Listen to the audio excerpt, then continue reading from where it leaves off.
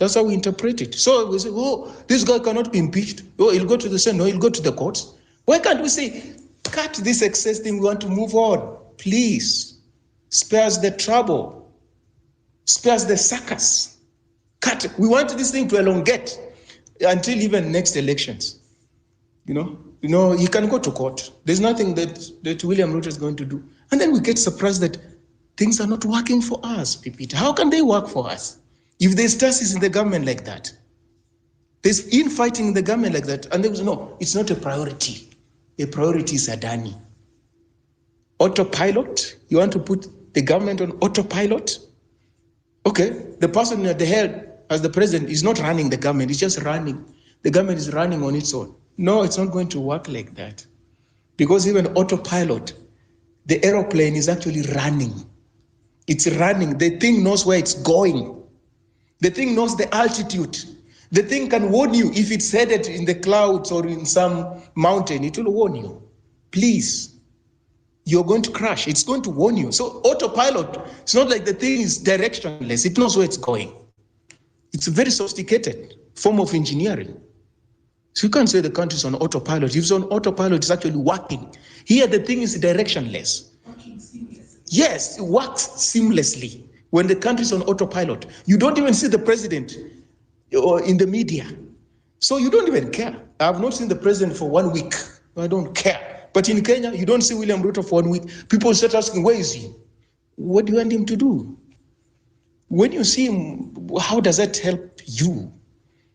When you don't see a minister, where this minister is not working, people tell you, no, Kindiki is working because he's seen in the media often. So no, they give him, I don't know what percentage.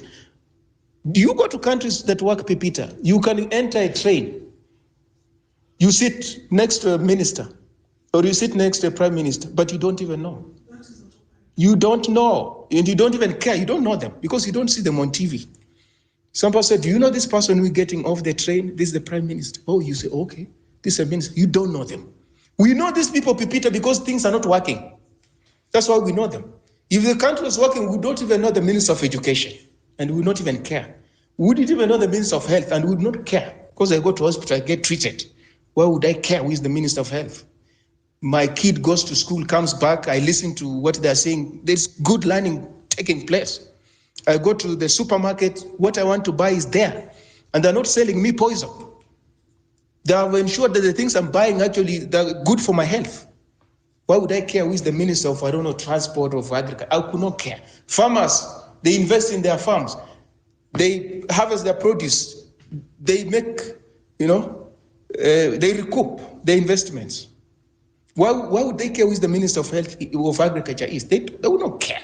But we care these people, we care who is appointed because these people don't work for us. We want to see William Ruto in the media because he's not working for us.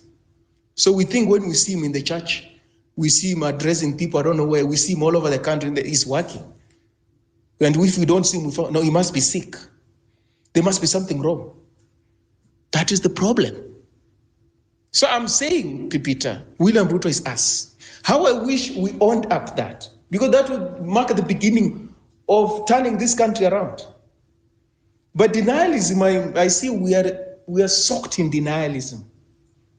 It's not me. No, those things have nothing to do with me. No, this is a strange person. No, this is a strange government. This government people are strange people. That's denialism. And denialism is not going to help us. It will not help us. It's just apportioning blame. Just blame casting. Just looking for a person to hang.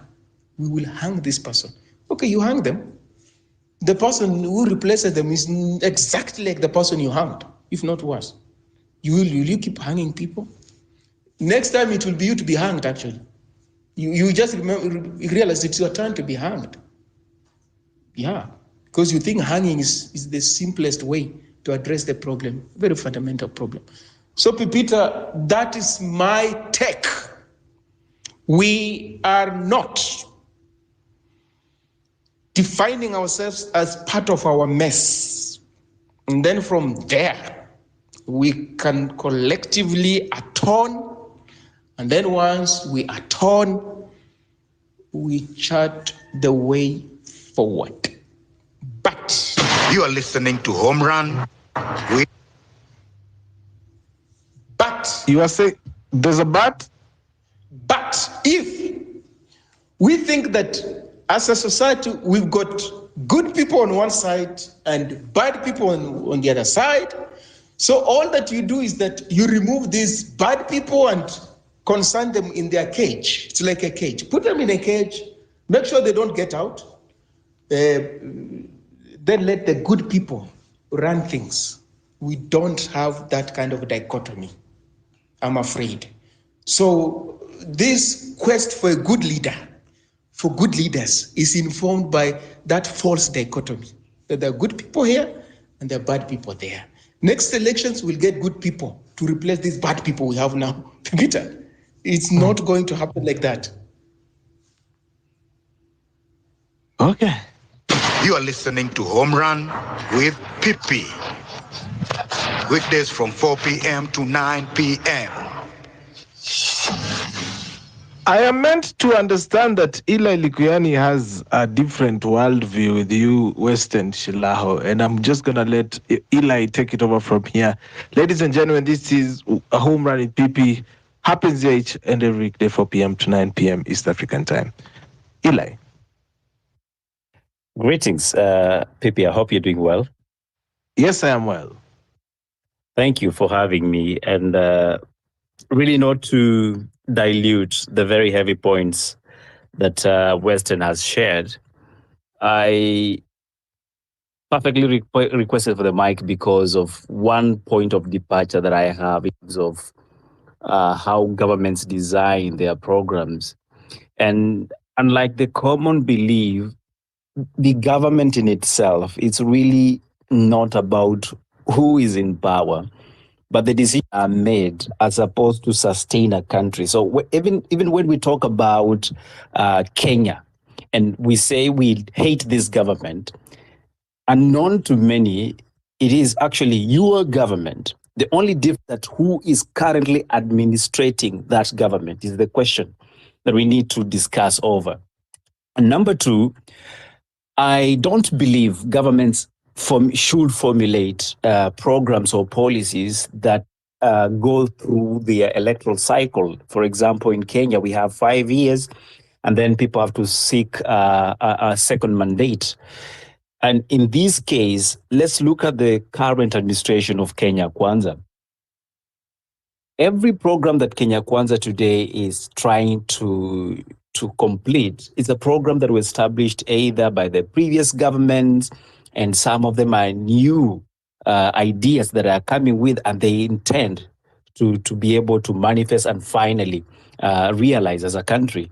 And therefore, I know we find ourselves in a point of disbelief because, one, we have a gentleman that we believe does not understand the predicament that Kenyans will be facing in the event these contracts outlive their time in office. And that actually is the unfortunate reality of what we're dealing with. But it is not because he does not understand what is happening. And again, this is not me saying that the current Kenya Kwanza administration is doing their very best in dealing with the matters we're facing. We have a lot of gaps that needs to be addressed. We have a lot of even the issues that have been raised of unconstitutional decisions and bills and let's say, what we call them, laws that are being put in place and policies that are coming in and out. And to some extent, the courts are questioning some of these decisions. So what I feel and what we need to really address is, when we have an administration in office, what is their clear goal that they set out to achieve? And these achievements or these goals that they are setting out, are they actually what I will call practical? When we say, for example, the rich one, that by the end of December or the 25th of December, you guys will be celebrating your Christmas with all of you having subscribed to the virtual tax regime of your M-Pesa transactions. Now, that in itself one will argue is a great idea, because then everybody that has not been contributing to the kitty we call the tax bracket will actually be brought into play. But what we forget is, if I was to send my mother some cash money, and in other jurisdiction it would be considered as a gift, quote unquote, is it subject to deductions or subject to taxations? So we have already overtaxed the person that is directly earning this money, and where this money is going is also getting overtaxed. And then we think actually bringing more people into the bracket. Now, I do not understand the tax regimes, and I don't want to dilute that point by raising what I'm raising. What I'm simply putting in place is, by the time we get 25th of December, whatever that will be used, will they really be within our legislations, and are they in accordance with what our constitution expects? So we find ourselves in another conundrum whereby we are having a law that is unlawful, and governments of the day will push with it, and maybe the court of the day will say, no, this is not right, you have to go back. But instead of completely quashing it, they'll say, go and check and review so that it works. So we are constantly trying to, what I will say, weld things into place and thinking like we are inventing new ideas. But in reality, we are destabilizing the COG of this car. So eventually the car that whole Kenya will have an accident and will be wondering, how did this happen? But we have been interfering with the structure of this car, and eventually the manufacturer manual that was supposed to make sure that this car is in its structure and functionality does not work within the current structure that you have, which is your car, Kenya. Number two, I am a firm believer that countries and administrations and organizations need to have long-term goals. And that's why we say vision and we talk about mission. And every time we will appear to arrive at the mission we had for 2022 to 2027, but we have the longer vision of where we want to see this country. So when we are signing up those contracts, do they appeal to the long-term vision of this country? Do our leaders see where we are going, trying to find, as long as we get there? And I think that's where maybe Western, I will say, probably we don't need to really say countries or countries that go to elections after 5 years. For example, Kenya will have to set an agenda for 5 years and then it's done. It has never happened. I don't see it happening. But when we set out the 10, 20, 30 years plan, how do we achieve that in the event it is no longer Western in office, if we have PP tomorrow president? And that's why countries like, the Western countries, talk of America and all of that, it doesn't matter who you vote in. Truth of the matter is their foreign policy remains that and exactly that. They can be in there, but as long as it is what they set out 20, 50 years ago, that is what remains their foreign policy. So as I learned, because I know there are a lot of speakers who are online, I wish to state that, one, it's important for us to have a vision as a country, which I do believe we have. But when we talk about systems being captured and the people that operate systems, you get into an office and you're actually the president, but you're just a figurehead. The people actually decide how this country are run. People sitting in IMF, people seated outside this country. So how do we re-own our own development plan? How do we re-own our own stories? And how do we make, as a country or as an African state, we actually have more influence on the decisions that are made, unlike when other people, and some of them with goodwill, come in and they say, we want to invest, we want to help develop. But at the end of the day, the chunk that is put out, it's more than what is put in. Thank you, Whippy, and I hope, we can have a deeper conversation on the same. Thank you. All right. Thank you, Eli Likuyani. And I don't know if Western has a feedback on that, but while we're at it, Real Joe joined us. So before I even go to, you have a submission to that? Yes, Pepita, I do. I appreciate what Eli has shared with us. Eli, yes, ideally, you need a long-term vision, But then that is only possible where governance is institutionalized. What we have in Kenya is personal rule. You can see the shifting and the NHIF. That when a person gets into power, they think they can demolish everything that was there. You get it. They can demolish everything, even if it's working. You can come up with all sorts of things. And you can't be questioned because, after all, you are the president. Where governance is institutionalized, when you get into power, of course, there are programs that were set. And in 20 years, this is where our country is supposed to be. So because you are loyal to the country, you will have to implement those things because they were never meant to benefit whoever it is that set those things. There were no rents here. But those things we're seeing being implemented, especially vis-a-vis road infrastructure and stuff like that. They are doing those things because there are rents there. Those are things from which they meet a lot of money. There are personal benefits. When you see, Uhuru Kenyatta set up a particular project, so the government is implementing, what does it tell you? There are rents to extract from those projects. China is a behemoth, it's a huge country. But historically, they've always had like 5-year development plans. Even Mao had those ones. Of course, they were atrocious. But even now, when the Chinese Communist Party meets, they take stock of what they achieved within the previous 5 years. The reports.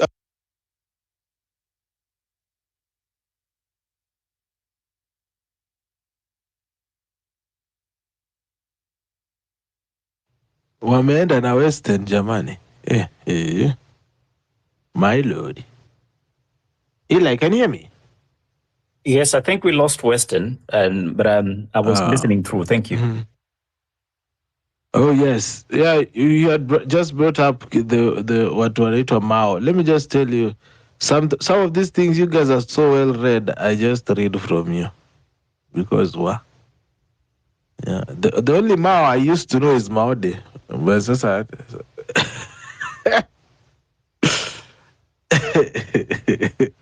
the real Joe. Peter, how are you? Hey, niko poa bana. I want to pick up from the conversation between Western and Eli. Mm-hmm. All right, talk to us. First of all, Eli, I wish to tell you that you actually say that we have a vision as a country. Eli, I wish to categorically state with a lot of confidence, my confidence going up to about 200%, that we don't have a vision as a country. I categorically say that because, I mean, the only vision we've ever talked about as a country is Vision 2030. We are about 6 years out of Vision 2030. All the provisions of Vision 2030, as at now, we are supposed to be about at, say, 95% in achieving Vision 2030. But I'll tell you, Vision 2030 doesn't exist in our DNA right now. I mean, there's a lot that has gone wrong. But today we are talking about Adani, so I'm going to focus on Adani. When we talk about vision in leadership, it is supposed to be vision that creates a better living standard or environment for the people of that particular country. In this case, for the people of Kenya. See, we have the last 10 years, 12 years to be very, very specific, to blame ourselves for giving ourselves this leadership that we've given ourselves. We are talking about Adani. See, we have this PPIP that is being referred to. I'll tell you what, part 8 of that act that now talks about privately initiated proposals states clearly, and it is part 8, 1C. Let me shock you. It says that this proposal it talks actually about non-competitive process. This process can only be non-competitive if there only exists one person or firm that is capable of undertaking this project. So then I come back and look at our country right now. Why must we talk about Adani in our airport infrastructure? Then the same Adani, we talk about Adani in KETRACO. The same Adani is being mentioned in a lot of projects. I mean, are they the only firm that are capable of undertaking these projects? I mean, that is the first fundamental question. But even without that, I have never understood, because we agree that all over the world, privatization is a concept that started way back. I'll tell you, by 1990, governments around the world had done privatization, all amounting to about I don't have the correct figures, but it is a concept that is around the world. I'm not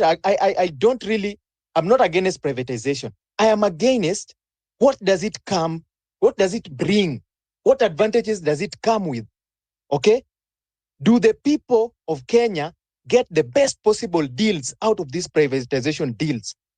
Number two, what does it come to solve? What problem is there in our airport, for example, or in power, that it is coming to solve? From the statement of CS Honorable Wandai, he says they are coming to maintain these power lines to prevent Kenya from the power outages that have been happening. I mean, if the choice of words are correct, and if I'm supposed to go with those choice of words, maintain, I mean that just shows incompetence of the highest order. We have issues with maintaining these power lines on our own. I mean, that's the question. Do we have issues with developing this infrastructure? That's another question. What amount of money is involved? 95 billion for 30 years. I mean, in a country that loses 2 billion, Adani is saying he's investing 95 billion in exchange of 30 years for maintaining our power lines. In a country that loses 2 billion to corruption, I mean, in 1 year, that is about 680, to be very, very specific on the figures that we've been given before. What are they coming to solve with these deals? What are these deals coming to solve? Are we getting the best possible deals out of this? So these are some of the questions that we keep asking. But even without that, I always boil my conversation down to leadership and integrity, and not even leadership and integrity itself. In our constitution, Article 73 says leadership is public trust. Who the hell is calling?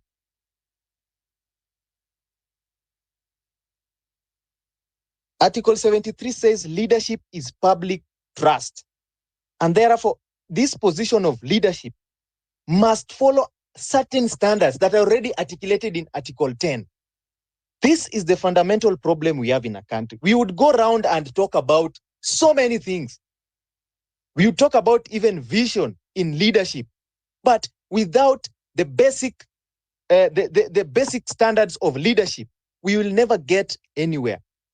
These leaders, they have vision, but their vision is to enrich themselves. Any leader who has ever come into power in our country, from Kenyatta the first, only got richer. None of them got poorer. None of them ever has anything to show for the wealth they have amassed. None of them. They only got richer. Kenyans got poorer. Uhuru Ruto came 2013. They only got richer.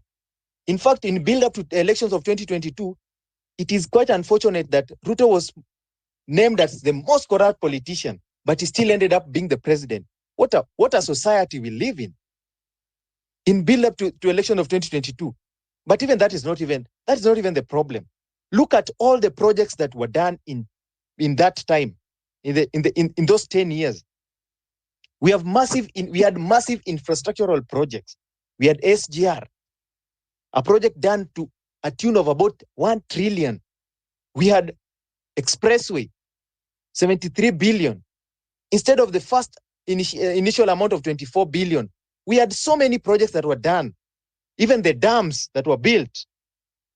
So, but what was the problem we have in our country is just this public trust.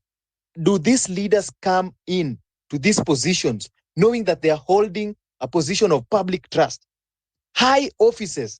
I mean, we take leadership in our country as a joke. And that's why we have these tribal cocoons whenever we want to go for elections. Someone just mentioned about Waluke, who has been acquitted for the 313 billion scandal that he had, was given a fine of 2 billion. He has been acquitted for it. And it is just so normal. I mean, when Ruto came into power, everybody was acquitted for all the things they did. And that is so normal. It has become so normal that we can even live with that. That is the problem. That is the fundamental problem we have in this country. We will never solve, we will never progress as a country. You know, some of the airports, for example, Heathrow, I'm seeing the Saudis want to buy even more shares in the Heathrow airport. But the Saudi, 40 years, 50 years back, they were not where they are right now with all the wealth that they have. But they had leadership that steered their country towards the right direction. 40 years down the line, they have been able to build a nation that is rich, wealthy. Of course, we cannot talk about so many other things about them. I'm only going to talk about the economics of it, but not any other thing. Kenya has been an independent country for the last 60 and over years. But we have nothing to show for it. We can only boast of huge budgets, which we don't see any effect. With a budget of about 3 trillion and over, I would tell you with confidence that only less than maybe even just a $500 million goes into actual service delivery. Because already we know that 70% goes into debt servicing.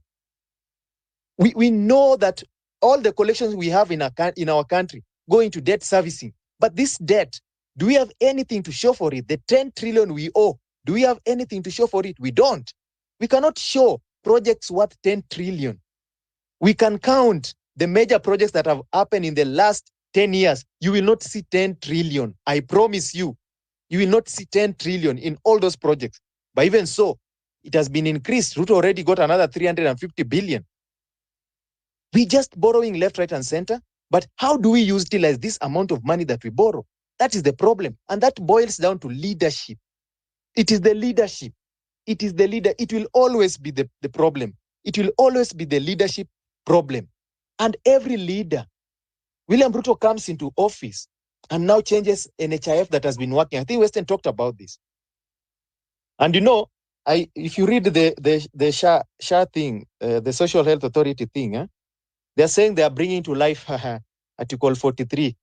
But you see, the first statement of Article 43, 1A, it wants Kenyans to have the highest attainable standards of health. I mean, the fundamental issue that most of the people have raised with this shisha thing, it is not coming to bring quality healthcare to the people of Kenya. That is the first problem that we have already identified with the shisha. Other than the other shisha, I know is the one that you pipitas sazingine wa mna smoke. Anyway, but they say they're bringing to life Article 43, but they are infringing that same article with this policy that they are bringing. The old policy that was there. What were the downfall? What are the shortcomings? Can it not be improved? This is a policy that has been there for years. If all of it has been there for a very long time, it should have matured. It should be improved. What can be done? What can be done? What can be done into it to consider so that we can have it improved so that it runs for another time as we slowly introduce a new one? I mean, there's no rush. Matters health. Matters health. This is infringement of our rights. And you know, this constitution binds government and the court to human rights. And we can sue this government for infringement of our rights. They are bound to human rights, and that human rights, that is the first and the most recognizable aspect of our constitution. So as I land, I wish to ask all Kenyans and the ones who are in the space right now and listening, that the problem that we have is leadership problem. But these leaders, they don't elect themselves. We choose them. We choose them. Of course, several other factors can be mentioned, but we choose them ourselves through elections. We need to wake up and look at how leadership should look in our country. We need to wake up. We don't need to maintain the status quo. We don't need to, we pity our leaders so much. We pity our leaders. I've heard people say that now Gachagua is being frustrated. You pity someone who has amassed wealth. Why do you pity them? You don't need to pity them. Be selfish. Select the right people to represent you. Be selfish in your selection. That's why it is secret ballot. Nobody will know who you voted for. But be selfish at that particular time, at that point in time when you'll be putting the tick. Be selfish. Use chapter 6 to guide you in selecting the right leader. We cannot have leadership that is marred by corruption left, right, and center. I just saw one of the very renowned lawyers in our country celebrating that he managed to help Waluke. This is Otiende Amolo. He managed to help Waluke get acquitted, and he's celebrating. His law firm did that. I mean, so sad. It is sad. But what can we do? We, the people, have power to change most of these things. The power of the people can be felt if we want this power to be felt. That is something I need to tell you for free. Our power can be felt. If we want to stop this KETRACO thing, it can be stopped. If we want to stop Adani, it can be stopped. If we want to know how we need to exercise our powers directly, there's a space tomorrow for that at 8 p.m. Join so that we see how we can exercise our powers directly. Thank you very much, Pipita. Asante, Real Joe. That was quite a sensational and a powerful submission. Thank you so much for that. And I like the fact that today watu wanafungwa hapa hivi mic wako wana spit. You know what I'm saying, guys? Spitting. Heavy. Western Shilaho, you're back. You want to rebuttal to Eli? Yes, Peter, before I dash somewhere, basically what I'm saying is that we shouldn't allow these people to dazzle us with the big, huge figures of money. We don't see that money. So what are you talking about? We should insist that these people do good things, quality things, enduring things in small packages. Pipita, if you can't build a single school from scratch, in 5 years, you're in power. You can't tell me that you'll do so much in 30 years. What is that you're going to do?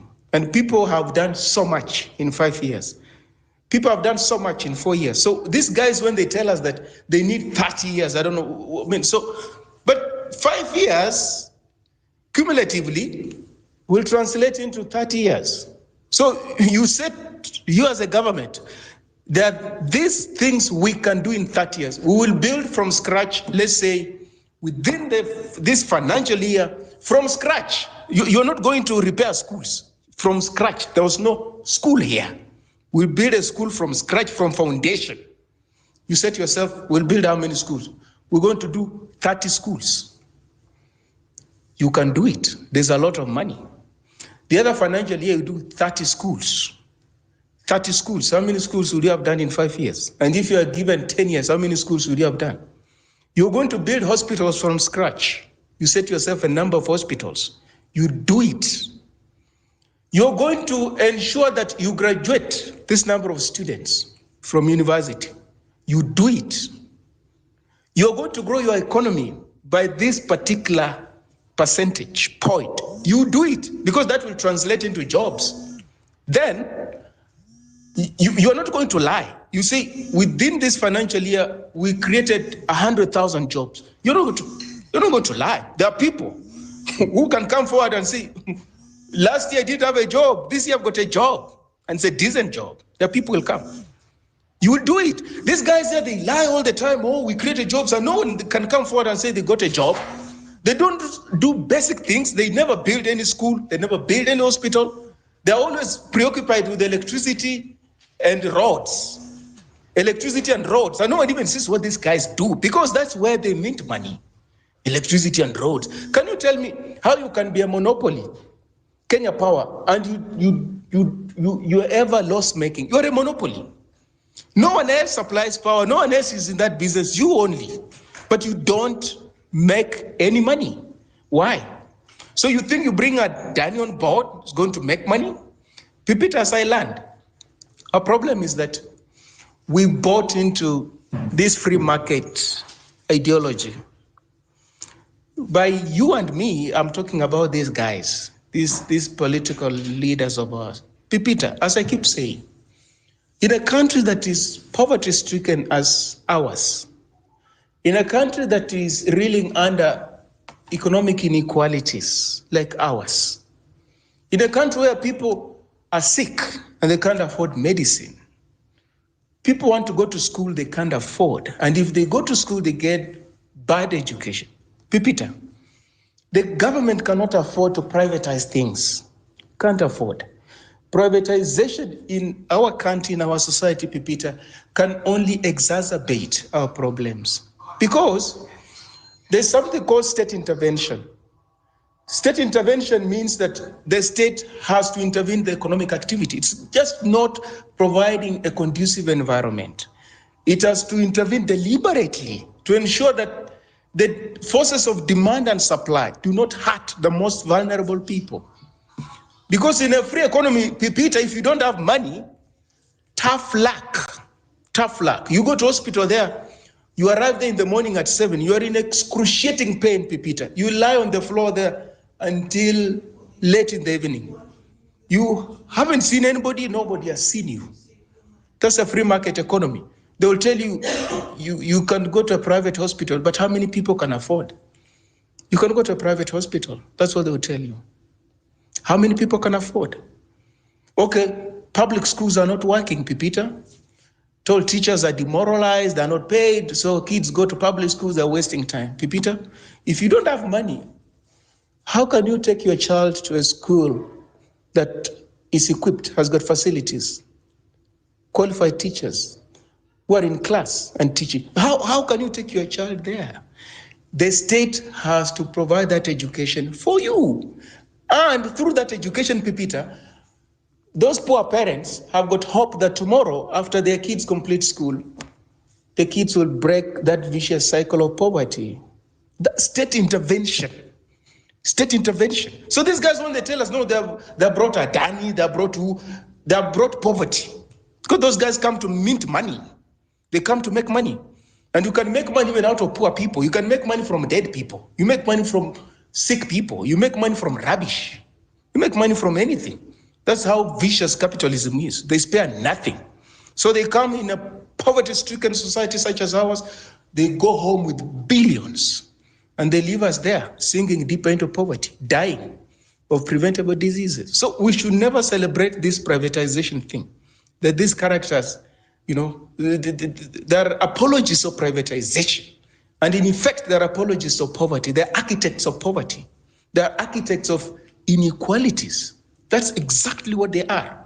And they think, no, we can't do anything. What can you do? The state is set specifically to respond to the needs and aspirations of the majority of the people, to ensure that the benefits, spin-offs of development accrue to as many people as possible. But we have got an exclusive state, Pipita. It lives out there in the cold, to the elements, if you do not have what it takes. So what do people do? We loot money. If you loot money, man. You just loot money. You're going to avoid all this problem. Loot as much as you can. With that money, you can buy a lawyer, you can buy a judge, you can buy freedom. Those who can't loot, tough luck. This is a man-eat society. Pipita, we have to reset, rejig our society, not just in terms of the economy, fundamental as it is, not just in terms of the rule of law, fundamental as it is, in terms of value system. This really, Joe, talking about Tendo Molo. You see, Pipita, if you were to wake up tomorrow and say there must be a law, if you want to get into parliament as a lawyer, you will have to forego practicing law. Because you can't be in parliament, oversight, demanding that people who are engaged in corruption and what have you be held to account, and then tomorrow you move from parliament, you go to court, and you're representing the very, very characters. That is not a conflict of interest. It's not. You are in the Senate. People come there. You ask them questions. Governors, they have stolen money, they have to account. Tomorrow, you were part of a committee that was asking questions to some governor who stole money. They see you tomorrow in a court of law representing that very, very governor. Pipita. How bereft of values can we be as a society? And then when you raise this thing, they tell you, you know what? A lawyer can represent anybody. They don't choose their clients. Goodness me. But there is a client here. The people of Kenya, the citizens of Kenya, whose money, whose future is being stolen from them. How can you defend people who are presiding over that theft, who are themselves stealing from Kenyans, stealing their future? You represent them, and then you invoke the law that you are free to represent anybody. Really? You want to become a member of parliament? You are a lawyer?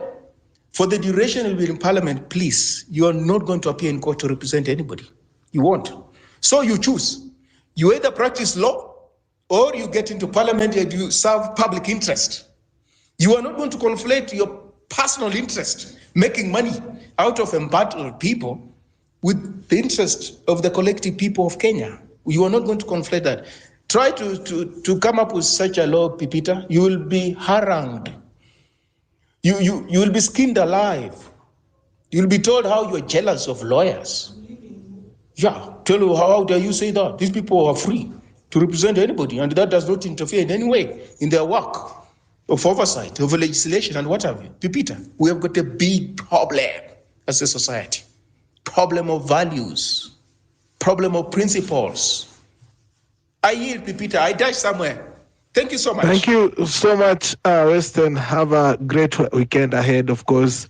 We have less than 1.5 hours, actually, less than an hour to go.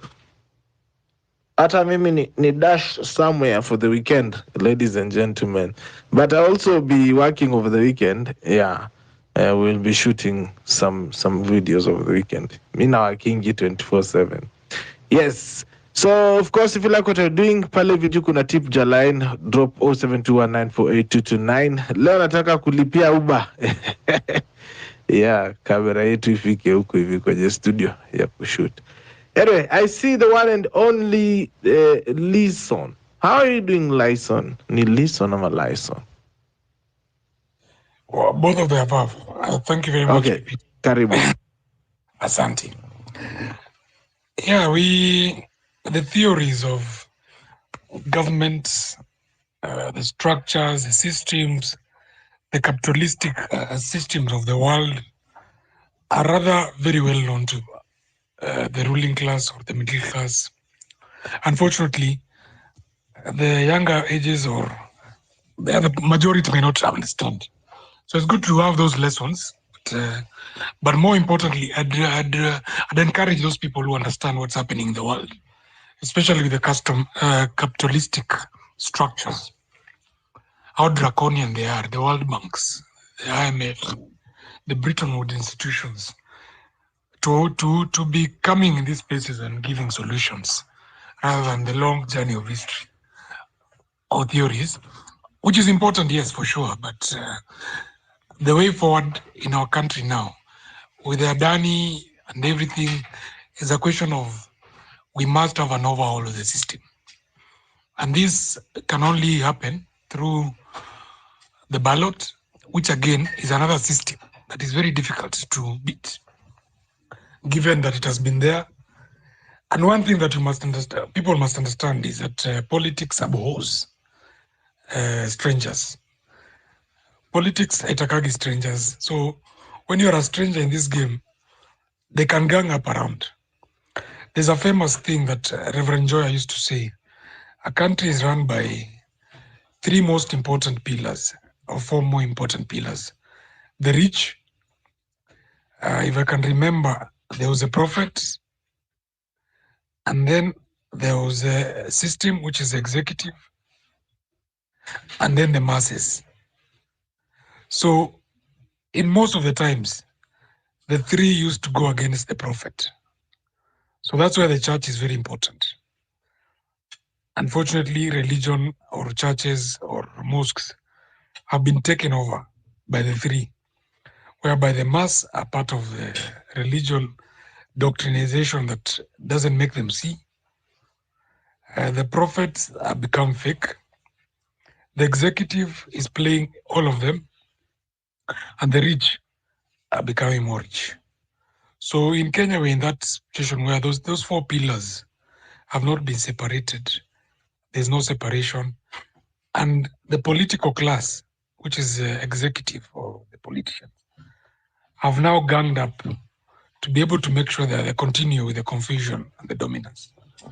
Going forward, we must make Mashujaa Day great by celebrating and saluting foreign heroes and making sure that we make a big show on that day, a parallel one from the Mashujaas of independence, because independence was achieved, but our independence has been robbed away by the current regime and previous regimes. We have never had real war. So I call upon all comrades who really love these countries. We must remain tribeless, leaderless, and brave and fearless. Otherwise, we'll sit here, complain, we'll get all the academics and all the theories stated to us, but revolution is the only way we are going to unlock our issues. Either revolution through the ballot or civil unrest. And I've no fear saying that. Even Mahatma Gandhi used all those means. We can only sit in the streets the whole day, naked or otherwise, cause civil disobedience and cause regimes to come down. In Mau Mau struggle, there are things that the Gen Z of that time, or the younger generation in the Mau Mau struggle, never, and I think we saw that thing trending the other day. Akina Bildad Kagia and others, Oneko and others, they never let Kenyatta know what they were doing. So if we have to be in that position where we have to use unconstitutional means to remove a government that does not respect the rule of law, then so be it. But to imagine that we can come in these spaces, and I love and I salute you, Peter, for creating this space. It's a good forum for us to dispense information to those who believe there's something wrong and those who have come here to listen and to give the government ideas on how to counter us. Tutakutana tu kwa ground. Even in Mau Mau time or in liberations, there are those who betray the cause and those who are for the cause. But the people will never be defeated, especially when through atrocities. Gaddafi was there. He ruled by the iron fist and he collapsed even when he had changed from being a dictator and preaching and presenting himself as Jesus. Saddam was there, Moi was there, and others have been there. So I dare say to this regime and to any other regime that they should learn from people like Mwalimu Julius Nyerere. All these amassing of wealth and collapsing of government institutions and structures for your own good, it's never an end of itself. It's just a roller coaster. You'll do it until we come for you, however long it takes. So I yield, but I want to salute everybody who has lost their life and who continue to have the spirit. Let's not be waylaid. Let's not be excited by emerging leaders who may be coming here for personal gain or be maybe brought up in due course, because that will happen. And this is a long run, and it's going to be a long run, but eventually it will happen the right time. Kudos to all. Thank you for that. I'm just here to announce that Mbona Mimi kwa uongozi is the topic for Tuesday next week. As Wednesday, we're going to be sucked into the circus that is Rigathi. On Tuesday, we're going to be talking about Mbona Mimi kwa uongozi. This is a platform for you, the person that who wants. It is for you, the voter. Come tell me who you want to vote for what. Wewe kama an aspiring MCA, MP, women rep, you know, come and talk to us. Nimeona mtu wetu Irving anasema kwamba anataka kuwa MCA. Come and talk to us. You see, so it's just easy like that. On Tuesday, najaribu kuonyeshaje. We need to also start opening fronts as well. We need to start opening fronts with which we are approaching all of this. It is 2 minutes past 8 p.m. Ladies and gentlemen, we are on our final hour of Home Run with PP this week. Oh my God. Yeah, it's that fast already? You are listening to Home Run with PP. Weekdays from 4 p.m. to 9 p.m. Yeah, it's actually the last. It's actually the last hour of Home Run with PP this week. But we of course we have Home Run with PP Extra. Yes, on Saturday nights when I have the energy. Okay. But Home Run PP comes to each and every day from 4 p.m. all the way to 9 p.m. Next week is going to be a pumped week. Very, very pumped, action pumped, of course. We will be following up on to why we got into Adani at this moment, right after in the middle of a deputy president being impeached. So I just was doing my quick calculations. I noticed that 104 billion on SHIF, 97 billion on KETRACO, that is 200. Of course, JKI I value it at not less than 100 billion. So that is over 300 billion that these guys will be taking out. I don't understand. How is this mathematic? Mtu mwenye anaelewa Kenya Adani wanafanya. Are we paying Adani 97 billion or are they paying us 97 billion? Mtu atuambie. Tunaweza kuwa tu tumekasirika kumbe ni sisi tunalipwa all this time. Unaona? Yeah. So somebody had to explain it. But real John on mkono wako kwa juu, what would you want us to talk about? What do you want to talk to us? I wanted to say something about the conflict of interest, but umeuliza about the Adani, yeah? So Yeah, so sure. the 95 billion, Adani is supposed to invest that 95 billion into the power line. It is them who are investing the money. So yeah, it is them who are investing the 95 billion to the project. So pesa ni yao, but of course there is how they are supposed to get. Adani is a company that is profit making. So they've already calculated how they're going to make profit during the 30 years that they are going to be running they are going to be managing the power line. So that's something that we need to digress deeply into. But what I wanted to say so much is Western talked about public conflict of interest, and that it is interesting that he said that, and it is something that I was already discussing on the side with someone. You see, I was talking about Otiende Amolo, and I was actually telling someone just before I heard Western say that that's the reason I put my hand up. You see, the conflict of interest bill that these people passed themselves, the 2023, part 3 of that act talks about, and it talks about the conflict of interest itself. But I wished I was asking someone, a lawyer, to just digress this more. We were having an argument because, some of these laws that we have, it is just a matter of reading, and I would never be convinced that there is so much into law. It is a matter of reading and understanding. I'll tell you, this public of interest part 3, a public officer is in conflict of interest if the public officer, and I want to read just part B of that, of that, if the public officer is in a situation where the private interest of the public officer can reasonably be perceived to impair or influence the public officer's ability to act objectively in performance of an official duty. And this is where we were arguing actually, because I felt the private interest here is Otiende's Amolo's firm, law firm. Okay? The public interest here is Otiende Amolo being a member of parliament, should represent the interest of the people. And at this particular time, the people, the case is against, is on corruption, mismanagement of public funds. And therefore, this is a direct interest to the people, a matter that directly conflicts the people.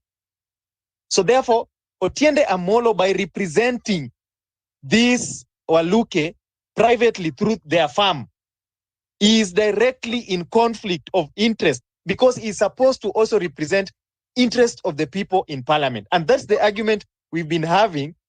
This person who I was arguing is a lawyer and he's been unable to convince me up to now. He's been unable to convince me up to now that this is not conflict of interest. I'm glad Western brought it up, but people always only tag conflict of interest to financial matters. I wanted to boil it down to even these lawyers practicing privately. When they represent someone who is perceived to have committed corruption, that is mismanagement of public funds, then they are, if they represent them, they are in conflict of interest because they're supposed to represent the interest of the people. And these people are the ones who are being who have been subjected to this corruption. I don't know. I would wish to hear what other people also think, but that was my line of thinking. Thank you very much. I leave it at that.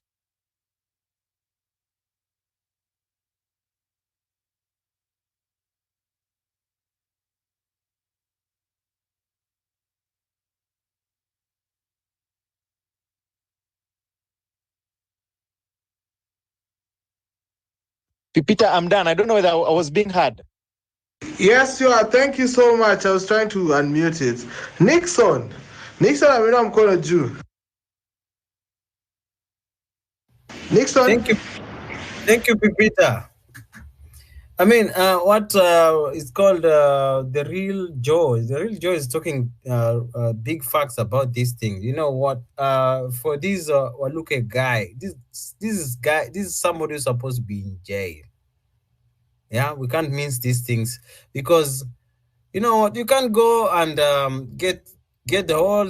It was NCPB cash that was supposed to benefit farmers, and you get it all for yourself. And from that cash is what enabled him to be the MP.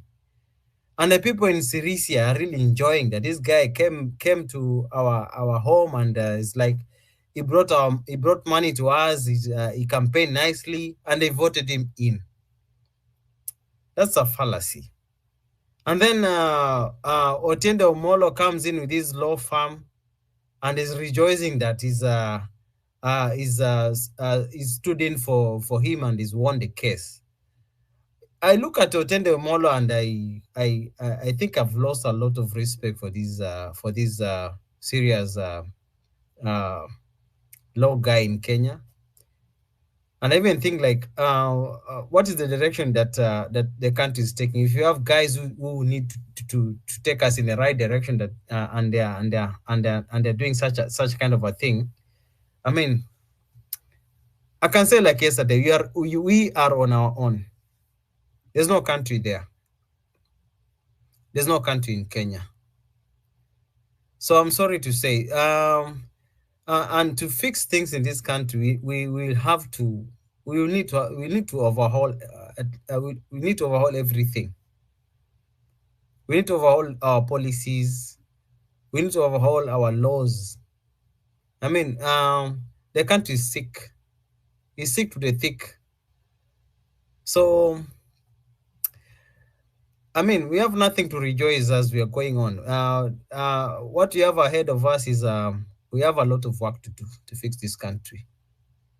Otherwise, as we continue the way we are, there's no way we are going, because we are going to have even new guys coming in, and they're going to continue the same trend.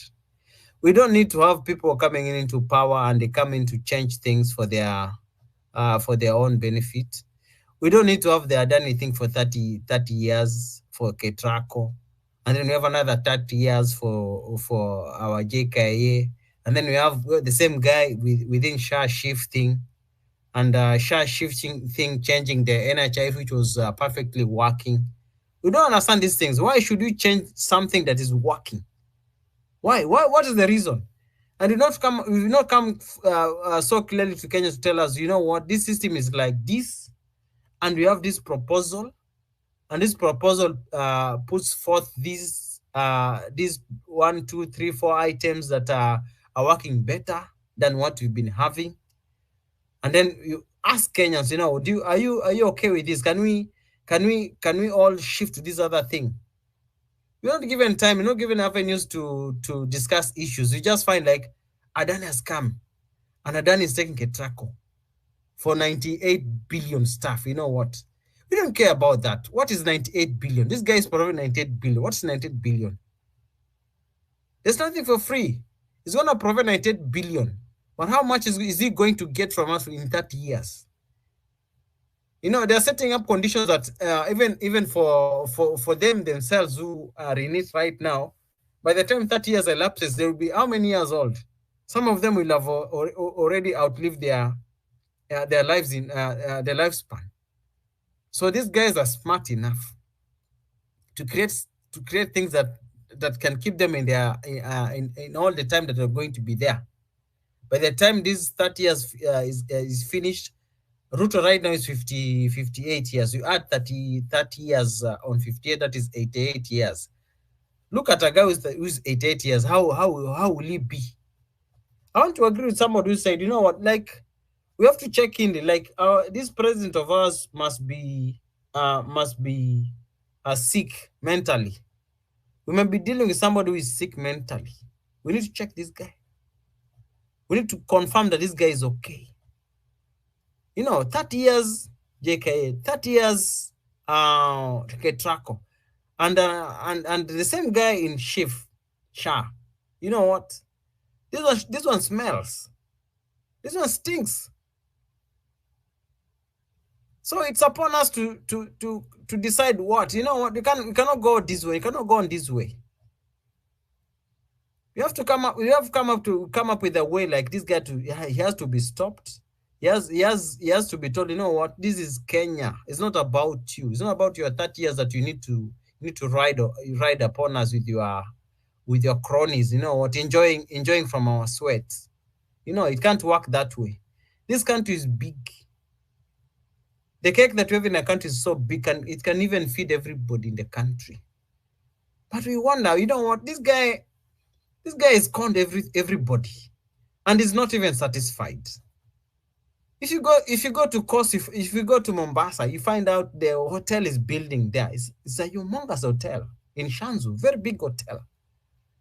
You go to Voi, he has a ranch, very big ranch. I don't know how many hectares.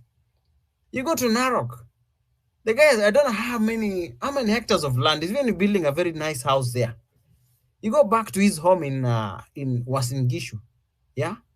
You go to a place, I don't know, there's a new place he found 2,000 acres land that has a river that's passing in between. He owns that land. Naiberi, that's the place that is I think the house is ready. Big house, yeah, palatial home. Then you go to Laikipia, again, hectares of land. I mean, is this guy okay? How much is enough? Do you want to own all that? Do you want to own that land of Kenya? That the whole of Kenya becomes your property. Now, if you own the whole of Kenya, how do you feel? I mean, I don't know how to express this. I think if you can be somebody who is who has limits, you can even get some few millions and develop yourself from it. But now you are in billions, you are now going to trillions, and you're not even like, it's not ending for you. The story is so long. It's a shame. It's a very, very big shame. So it's upon us to have a way, like we have to stop this guy. This guy is even worse than Moi. He learned the trick from Moi, and now he's perfecting it. It's perfect as we see. The other day he was claiming like he's he's a guy who's after Kibaki, but actually he can't even merit anything to what Kibaki did. There's no way he can merit that. He cannot. He cannot measure to what Kibaki did. So as a country, I think we made a very big mistake. So we have a very big task to correct this thing. I don't know how we're going to do it. The house is already corrupted. Our arms of government are corrupted. It's already taken everything. Somebody talked the other day, like there's a plan to increase his tenure to like 7 years. It sounds like it's a side story. But as we are watching, let's not be surprised. This thing can go through parliament through parliament very easily. And when the guy has 7 years, another 7 years added on top of the 14 years, or even more to that. Where are we going to go with this? Those are years. These are years that we are losing. We're losing a lot. You even think like the time that we had Uhuru Kenyatta with the SGR thing, and he did his stuff to 2019, and then from 2019 up to now, not even an inch of that rail has been increased. And the guy is there, not even talking about at least even SGR or even like Vision 2030, the lab. Not even talking about that. Not even talking about anything that's going to steer us in the next few years, as in we expect to be somewhere. He has no idea. That one he has. I want also to move to the news. Two speakers have joined us, Nixon, so maybe you could land. Okay, fine. It's okay. Okay, listen, before I bring in Redemptor, listen, what do you want to say? Okay, I think I've landed at that point because I think you've decided to bring more speakers. It's okay, you can take that. Thanks, Pepita. I just want to do a quick rejoinder to refresh many guys who may not be understanding this area of Adani's interest and energy. Number one, the minister who signed this deal or who crafted this deal is a hacker called Chirchir, Davis Chirchir, who was in energy before, and he left there because of corruption. And he knows the sweetness of energy, and is a key ministry. Now he's gone to transport to also continue the crafting of another deal by Adani of taking our airport. As if that is not painful enough, I'll tell you in 2015, there was an line that was built by a company called Siemens Energy, which is a German company, and Isolax. It was supposed to evacuate power from River Omo, the biggest dam that Ethiopia was constructing, I think about 400 kV, to Suswa, a distance of 1,000 kilometers. And that project had many substations, and it was even direct current transmission. There was another project called Loyangalani by the same two companies, Isolax. These projects were looted by the former MD of KETRACO, who is now Fernandes Baraza, who is the current governor of Kakamega, and he got so much money. And that's why he's an ODM, UDA-friendly governor, because that money was looted together with Ruto in that regime of first term of Uhuru. And remember that project of 1,000 kilometers was costing us 25 billion Kenya shillings. In power transmission, usually there's not much maintenance. So you don't need to give long-term maintenance of 30 years.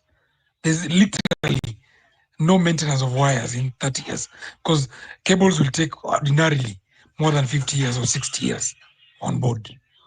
So these are real scam, a basic scam.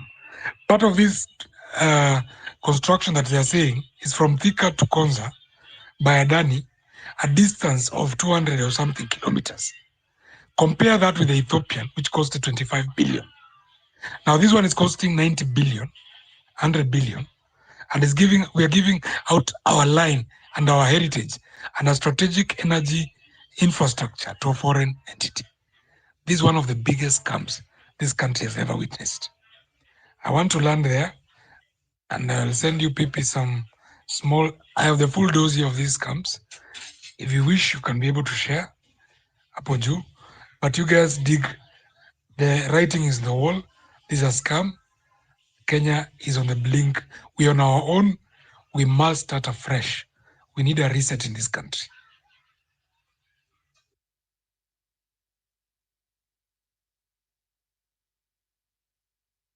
Redemptor, how are you doing? I'm doing very well. Karibu sana. It's been a while. It's been a minute. Siku nyingi sana, siku nyingi. Miaka na mikaka. Nilikuwa nimezunguka nisikie hewa ya Kenya inasema nini. The real Joe knows I'm about to choma. I've been waiting to choma and I didn't know where to choma. Leo wacha nichomea hapa kwako leo. Because I realize Kenyans need to be told the truth, and it's very hard truth. We are talking about Adani takeover, KETRACO 30 years. Real Joe has told us the problem of Kenya is leadership. Oh, these are the things the young people in this country are so smart. They have figured it out. They know wizi natoka wapi. They know conflict of interest. The most shocking thing for me, the last 3-4 weeks has been that Wamushoba, Honorable, told us we deserve the laws that we get because we did not say anything when they changed the laws on PPPs. And I knew we are in a bad place. I think Kenya is in a place where everything has to go so bad before it can be well. I have hope that this country can be saved, but I have lost hope in the young people. Tulikuja hapa Pipita tukabembelezana tupate tu space ya kuongea, tukajaribu tukawabembeleza, tukawa encourage, tukawapatia motivation. Wazazi was the problem. To be honest, the young people of this country are behaving worse than wazazi wetu. And this is why. Leadership. What is the quality of a leader? Kenyans deserve the leaders they get because if someone comes to them and says, look, I have never stolen, they don't even look the direction. Nimekuwa attacked when I said bado tuko kwa civic education. The why Ruto must go was the most urgent because haikuwa imefikia kila mtu. So I don't want to say much. I just want to say that someone has asked how much is enough. And President Ruto aliuliza hiyo swali. It has now become a very philosophical question with a very complicated answer. When he was asked how much is enough, he said enough is enough. Someone comes and says, okay, I've figured this out. I'm going to show you all the corruption in this country. Before we reach civic education so that mashinani, 47 counties, we know this is the problem. If I ask my mother about Vampire Diaries, she has no idea what that is. So we had not even reached mashinani to tell people tunaibiwa. Nobody does not know tunaibiwa. Nobody does not know about these deals. It's being in Kenya right now, and I finished by saying there's hope, but the hope is in the wrong people. Kenyans like to be dazzled. Kenyans don't like leaders who are dull. They like people with charisma. They like people who can speak a lot of English. If you come with your shrubs here speaking broken English, it doesn't matter if your integrity is like that one of Justice Maraga. They will not listen to you. They want someone who will dazzle them. They want people with followers. We get the leaders we deserve, and this country is in a mess. I thought we had an opportunity. Young people in this country died. They believed in they believed in the Constitution. They believed and they showed us, hapa ndio tunaibiwa, hapa ndio inaenda. And what did you do when you regrouped? Young people, today I'm addressing any young people, so that also address the people who decided to entrust saving this country to individuals, not ideology.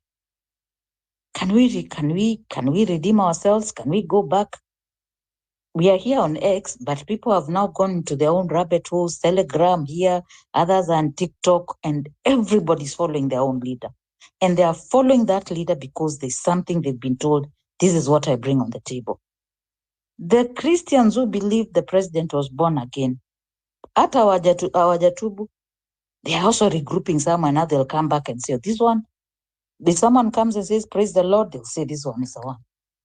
So, I've been attacked because I've said we are not ready for political parties. We have enough political parties. I've counted the people with presidential interests. So if our problem is leadership, hizi shida zingine mzote mnasema because the leaders who have been in power for the last 20 years, they protect each other. Because we will find out where SGR went. People know very well where the money went. They know SGR heist ilienda wapi. When Wanjigi comes and says the odious debt, nobody has ever told him he's lying about odious debt. So what are they going to do? I will see young people rallying out behind someone who has not been tested, who we do not know if they have integrity, as long as they have charisma, as long as they speak good English. Mimi nimerushiwa mawe sana because of saying we need to be united. We are not. And I said, I know my age mates. They are here listening to you in spaces, wanawasoma, and they have figured you out. And for the people outside Kenya with very good intentions of saving this country, there's not just one courageous person in this country. Bob Jagi has just come from being tortured for 32 days. I've seen a man cry. But somebody else is arrested for one day and people come to a space and cry. And they cry. Redemptor, you do not retreat. And they cry. Honestly, our priorities are on people. We are looking for a savior. Anybody here on this world can save this country if they remain truthful. Let's not be dazzled by because tumesomwa, tumemalizwa. Maybe it is the Gen Alpha will save this country. Maybe we'll suffer for the next 20 years because hatutaki kuongea. We like the people who come and use bad words. We like people on Twitter who insult everyone. They call this one names. Those are the ones we like. So I've come to the conclusion, we get the leaders we deserve. But I still have hope. I still have hope that it is in the languages that we are going to use. Someone like Omtata is here.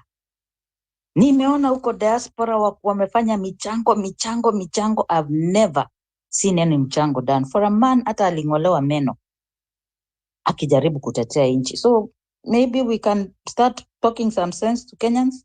Every voter, everyone who is here, who goes saizi, who goes where the numbers are. We follow numbers. And to finish, leo nilikuwa nataka kuongea mbaya, lakini to finish, this is what I have to say. When a teacher gives people group work, they go around the classroom looking at the groups. What is that group doing? And that's what is happening. And our groups have been tested, and we are all about ours. I came here and I said the new tribalism is Gen Zs and millennial, and they've decided. And the first fallacy that was there was the older generation have never done anything to defend this country. The older generation tried their part. Sasa nyinyi, we were there. The silent majority were supporting the young people. The young people said we were the problem until they tested power kidogo. Just power kidogo to your followers. What did they do with that power? So I've kept saying integrity is not in age groups. It is not in tribes. Integrity is in people, and that is what we have to work on. Real juu hata tukianza kusema foundation, broken foundations, sijui wapi, we sanitize Uhuru Kenyatta. Even now when people talk about Uhuru Kenyatta, they talk about him as if he's an angel. They know about SGR, they know about odious debt. We now are sanitizing Kashagwa. Oh, we have to feel sorry for him. And when you listen to the groupings that are happening, if you put your ears on the ground, shida, my last word is amwambiliki young people. Mimi niliwabembeleza, sasa I'm just going to be doing tough love. Monifunge kwa grupu nikuje mzime mic. There's hope for this country, but it's going to be in personality. It's going to be on ideology. It's going to be on values.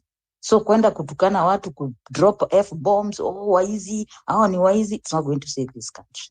There is hope in this, that people can read authenticity. And I hope, and that's what I'm banking on, that people will be able to listen. When people, I keep saying, when people are speaking, do not just listen to what they are saying. Listen to what they are not saying. So people now, they've come to words now, oh, now we are being persecuted. The Kikuyus fought for Mau Mau, and you don't know how much we fought. No, that is history. We use the history to learn from our mistakes. I thought we were having a 2002 moment, but I feel like we have a 1992 moment where every leader will decide, I want to be president. Can we salvage it? I don't know. Adani deals, all these deals they're making, they can be reversed when we get a real leader. And Kenya generates enough money from taxes for us to start over, because Gachagua came and told us they found empty coffers. He told us that people carried money with wheelbarrows. They never arrested the people who stole from us. So what does that tell you? That in leadership in the right hands, every child would go to school for free. The MPs, I will finish by saying this, the MPs are on self-preservation mode. That is why they are passing bills with their interests. That is why they are getting 500K to vote this way, that way. Lazima tuungane. And ndio mjue na I'm young at heart, kuna group inaitwa Wakardinali, and they sang a song a few years ago said, kuna siku vijana wataungana. Are we there yet? Asanteni. Hey. Woo! Woo! Shots fired. Hey. Even though ndo walimu walikuwa wanajua lyrics, kumbe kina Redemptor. Oh my God. Thanks so much Redemptor for that. Oh, unazimionga mic mahali. Hata binafadi aze kasirika nazima mic. Kama bunge watu wanazimiwa mic. Sembuse tu space hapa hivi. But thank you so much for that tough love. Some people just need to hear that. I've also been a victim of that, what you're talking about, Redemptor. Nimetukanwa mpaka hadi nikaambiwa ndio maana tunasema iende mbele. So there's so much hate also going on this place that I really don't understand. But ladies and gentlemen, this is Home Run. We are at 33 minutes past 8. How are you doing justice for all? I am doing Karibu well, sana. and I appreciate Asante Sana, and thank you very much. I'll kind of speak on two issues that I feel, and Redemptor, thank you very much for that presentation, and also thank you for hosting my my brother RK for the speech that you had, which was good.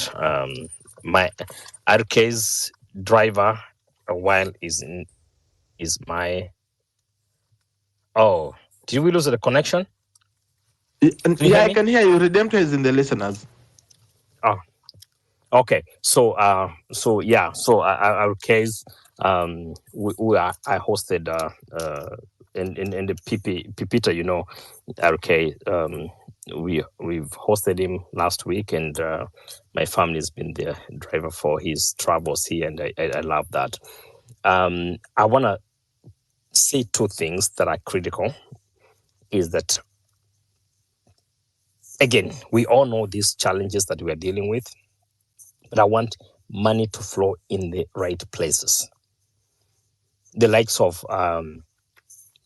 Pipita's way of civic education and giving us a platform to do this, the Mizanis of this world, is something that we do not want to be compromised. So for me, I'm not making a submission about Ruto needs to go need that. I'm not doing that. I'll do that in another forum. What I'm asking is that when you have PP in the house talking about tip jar, we need to get to a point where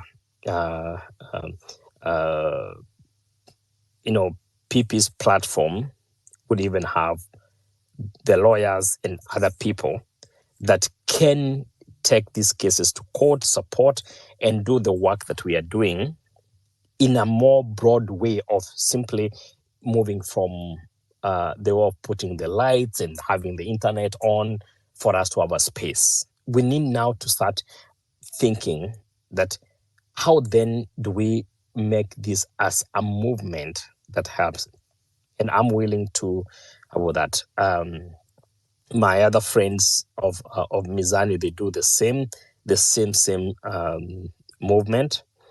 Redemptor, I don't know if RK told you that I'm the one who's going to be registering his foundation in Ohio. Why am I sharing this? Is because we have to get to a point of now moving beyond talking to doing.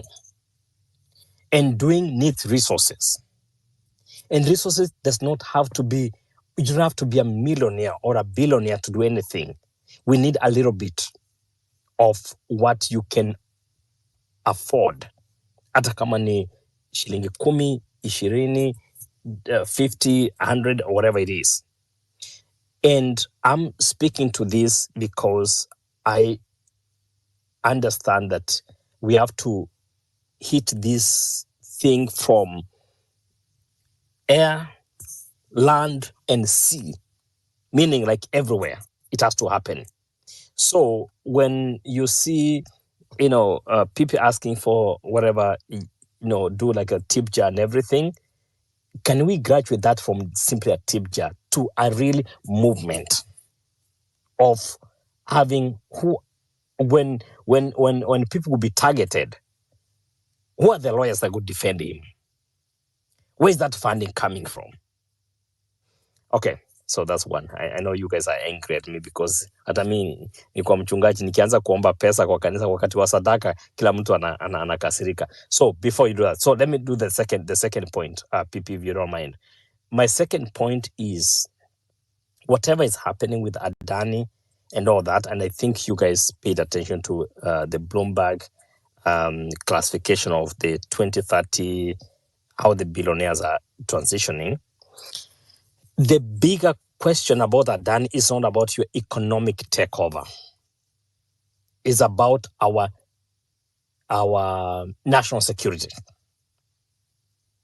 So even as you think through who we are giving these assets to, ask yourself, how does that compromise the national security of your nation?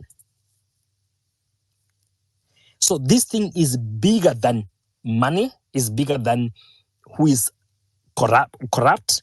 So even as you think about, corrupt people, wamepata deal, they have gotten something, they're getting to this, please think about your national security. When you have someone else running your airport, your port of entry and everything, and running your grid, calling the inaitwaje kitu ya umeme, power lines, man, major power lines. Please, if they poison that thing, you're in bad shape. So even as you think about corruption as the only focus of why we need to oppose Adani, think about national security. How is that for you and me? Dr. Otiso, a professor friend of mine from Bowling Green, did ask why were the Kenyan immigrants or Kenyan diaspora were not given a chance to invest in this, because they had a movement which they have this thing. Why were they not given a chance to invest in this platform?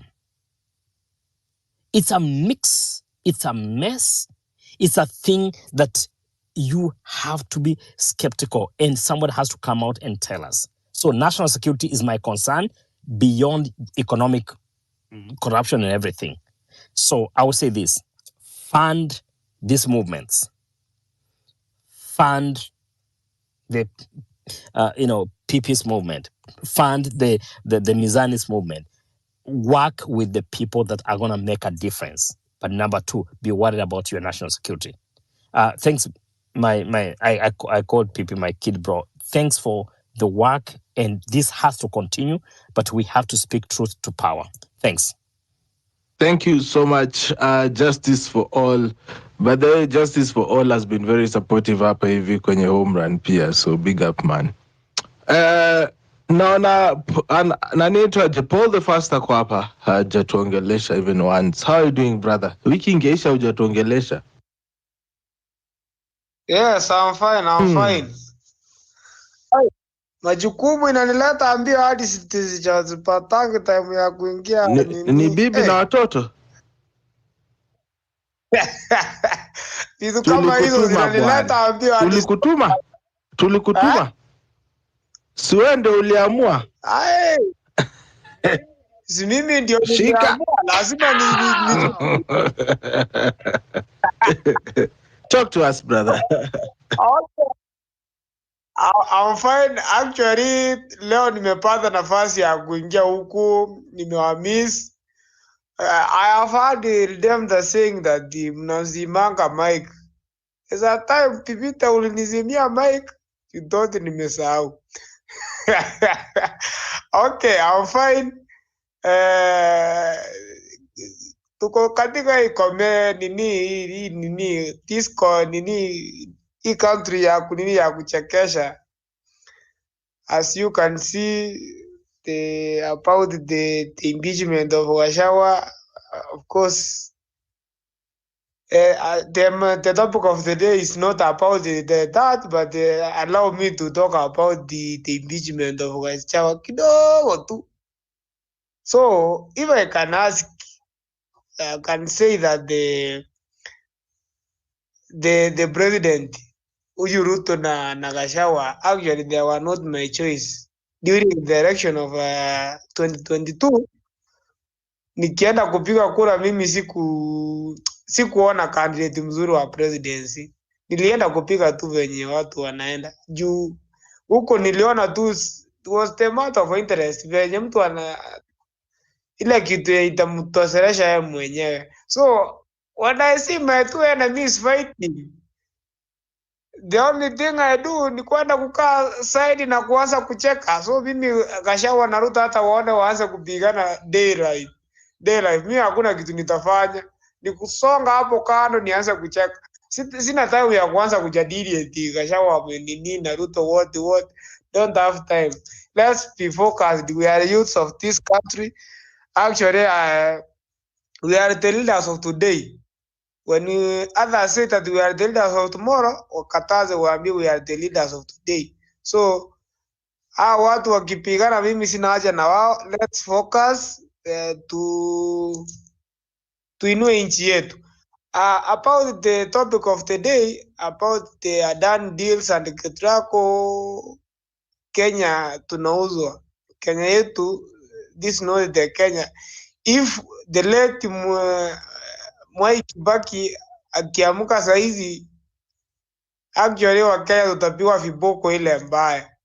Juu Kenya wenyewe tunaendelea kujicolonize wenyewe. Tulifukuza those colonies and now we are calling them back. Tuko nomo kweli. So actually these MPs, instead of fighting for these things, they are fighting for Gachagua and zile vitu zinasiasi kusaidia. Watu, actually, I don't know whether you are MPs, my fellow friends.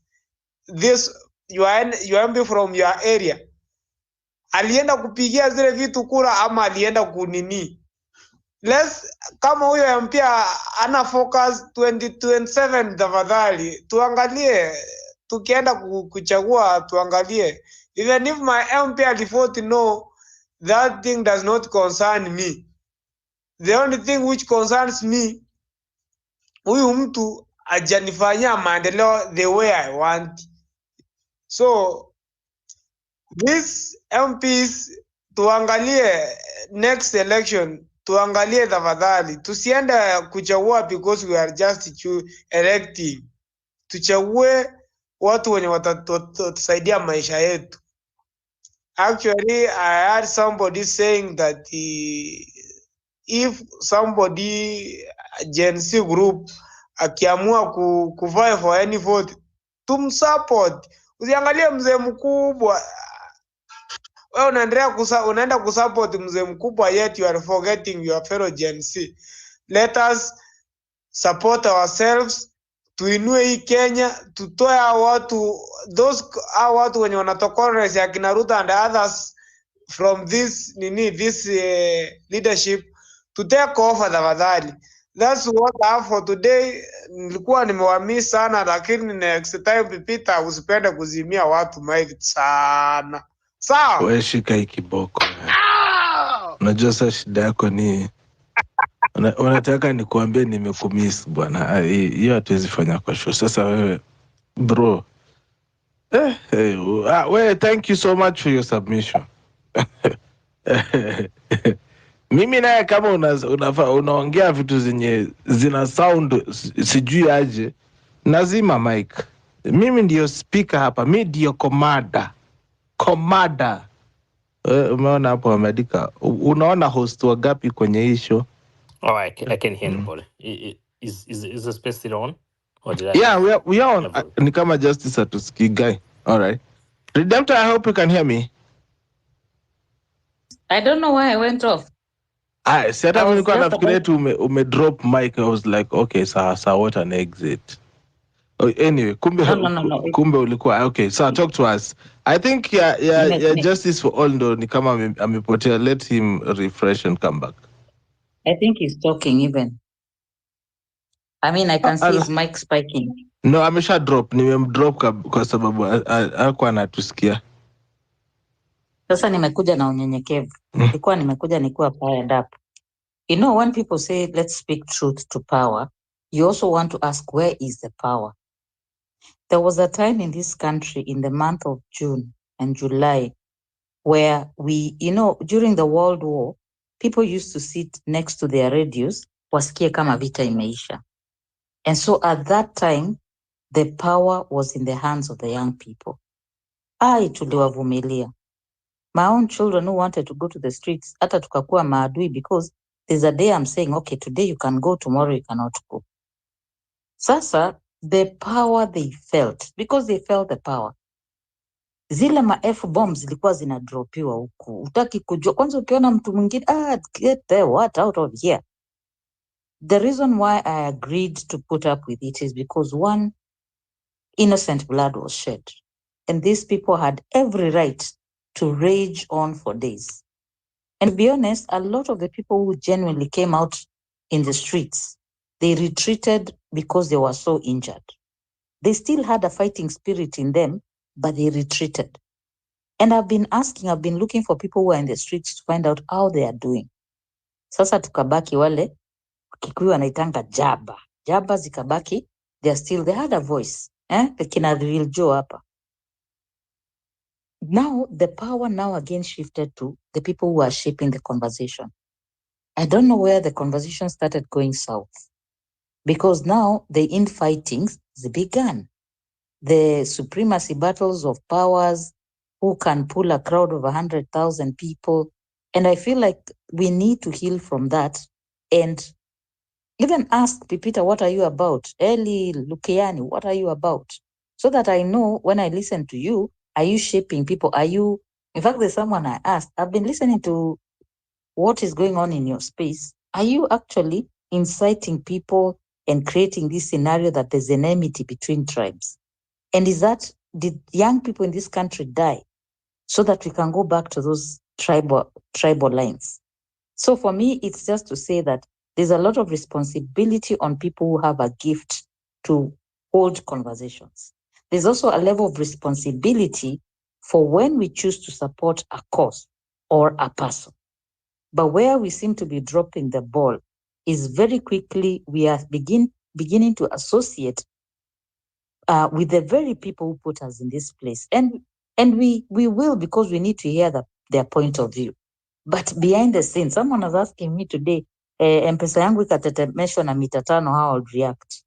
I think if that happens, I should pull out of conversations because I will be betraying all the young people who have died.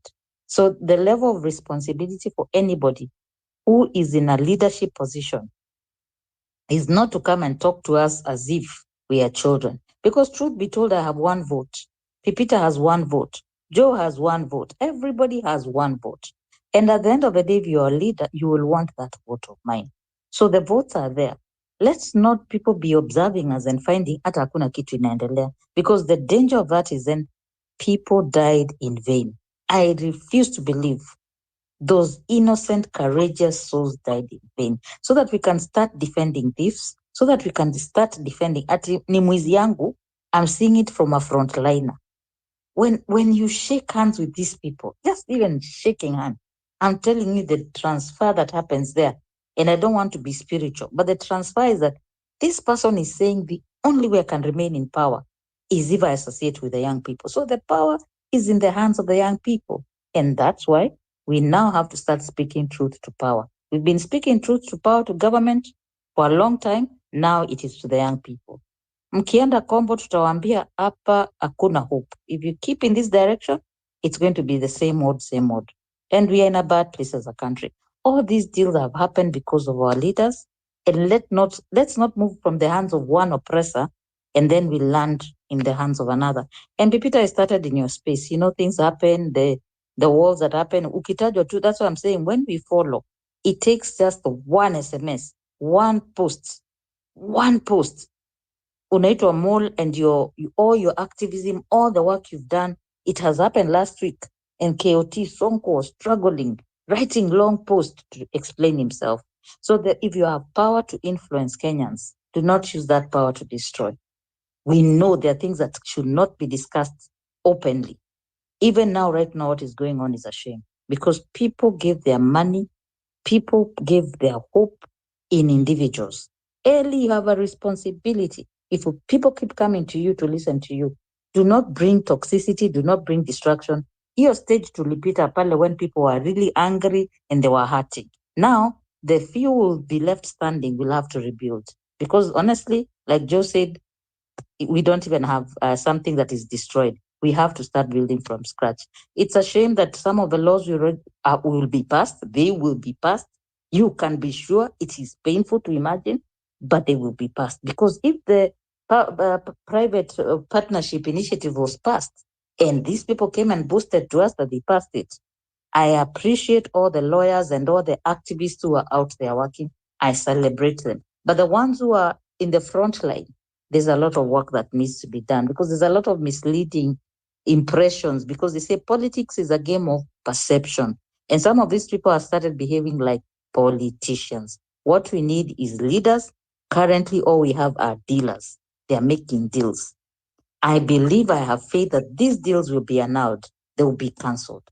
We will lose money, but they will be cancelled, because if we trust these people or anybody associated with them to oversight themselves, it will never happen. So kama kuna mtu ameumia na maneno yangu, that was the intention. Asanteni. Wow. What? Okay. Anyway, for me, I believe if you believed in someone, I only believe in God because I have not seen him. Yeah. The humans I've believed in, all of them have found a way of disappointing me. Yeah. So I don't believe in people.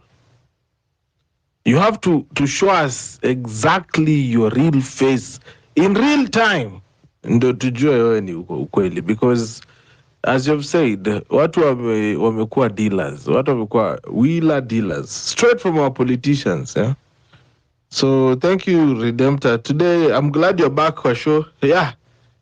Hapa acha tunajisemee kwenye hapa kwenye show kwamba somebody came to my inbox and said, you know what, guys, there are people who are trying to shift the conversation.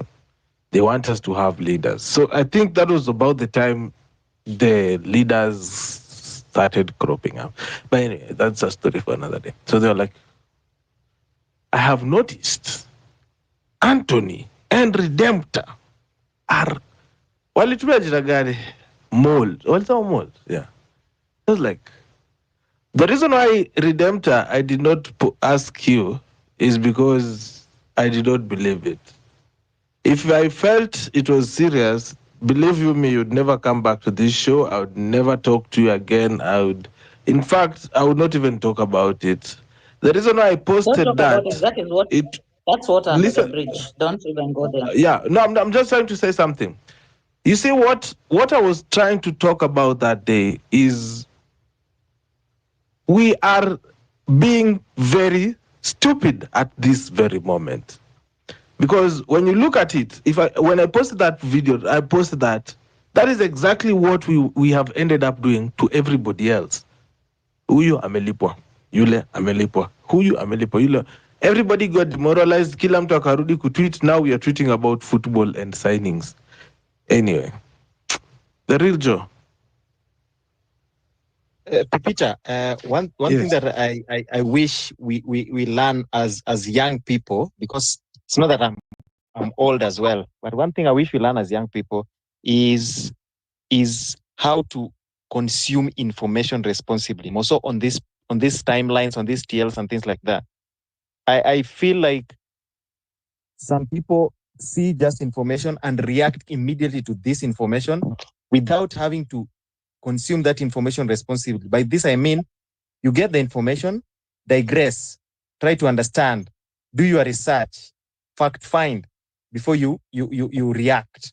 I think that is also one of the things that has really caused divisions on these timelines. Because, I mean, when people started branding each other, traitor, what, this, sellouts, things like that, that was also one of the things that we lost. That's where also we got it wrong. But having said that, it is also important because from conversations that we've been having in these spaces, you can be able to see consistency in people. You could easily just tell how consistent people are when they make their submissions in these spaces. You can easily tell. So I've learned to associate myself only with people who are consistent.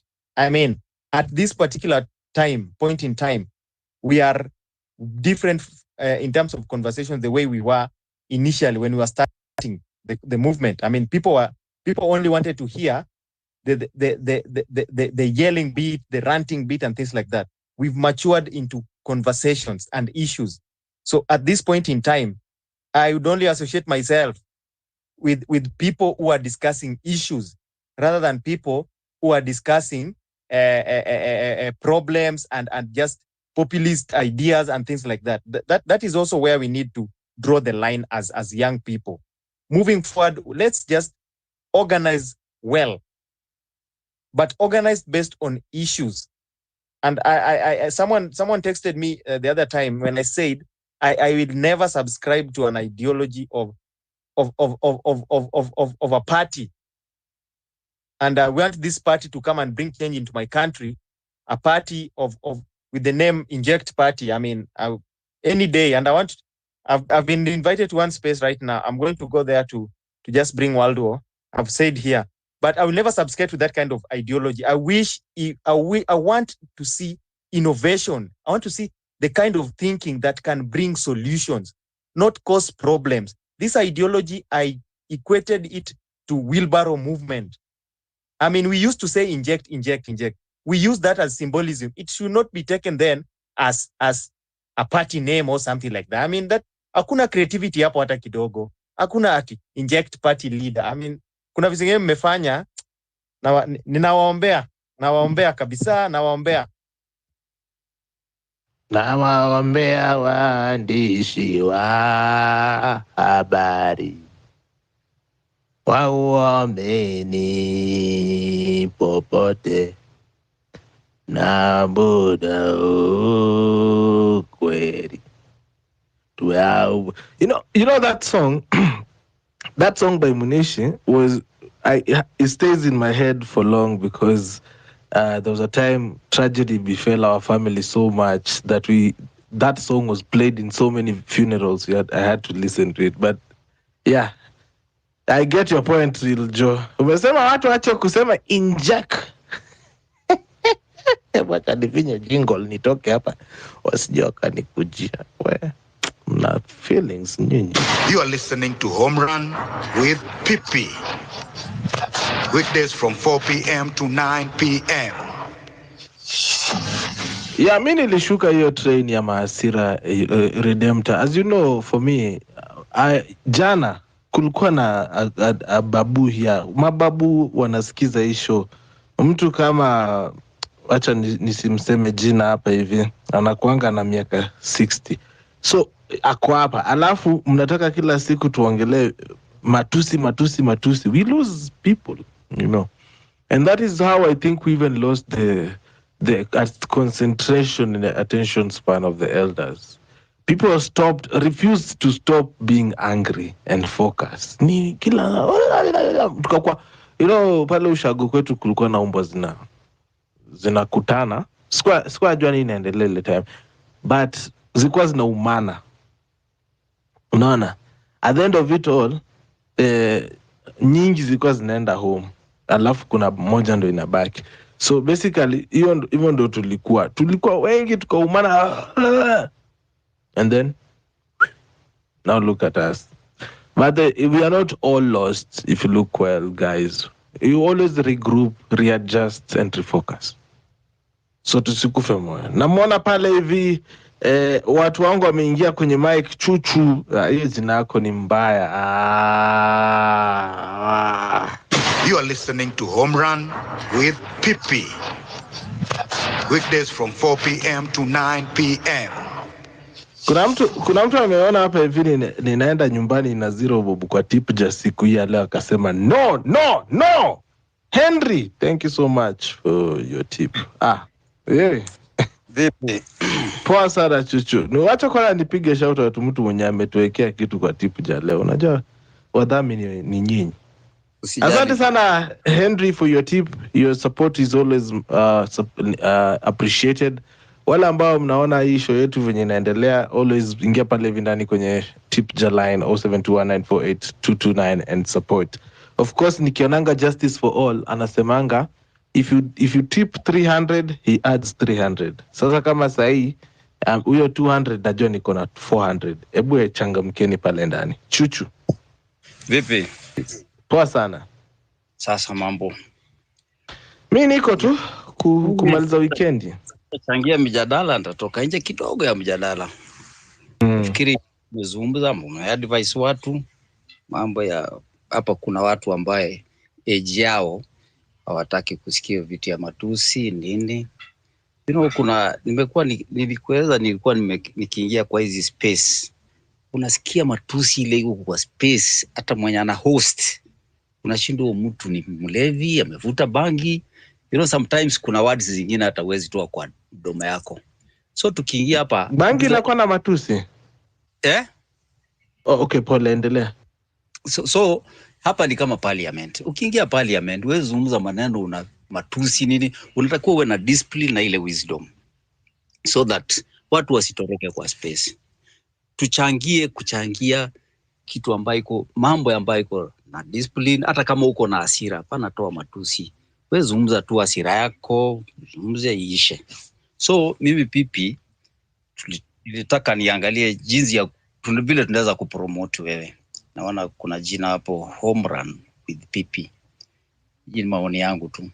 Si utafute design ya t-shirt, print, weka logo, alafu tupe ni pesa ngapi, sisi tukutumie pesa, uprint hizo t-shirt, tulete, ututumie mahali tuiko, tutalipa whoever anasikia anaweza, alafu tukupromote na njia hiyo. You know that hata nikipata t-shirt, hata niambie hii t-shirt ni 1500 na ni mara moja, ninunue hiyo t-shirt, nunulie maybe rafiki yangu. Hiyo ndio njia tunaweza kupromote na tutafute njia ile tunaweza kupromote hii space yako. Because nimeona space yako si ati naisifu zaidi, lakini ni space ambayo nimeona at least iko na discipline kidogo. Watu wamekuwa na discipline, uko na wisdom, the way unaendesha watu. Ni space ambayo hata ukiingia, ukiisikiza ukuwa nyumbani umekaa with your family, hauwezi kuaibika.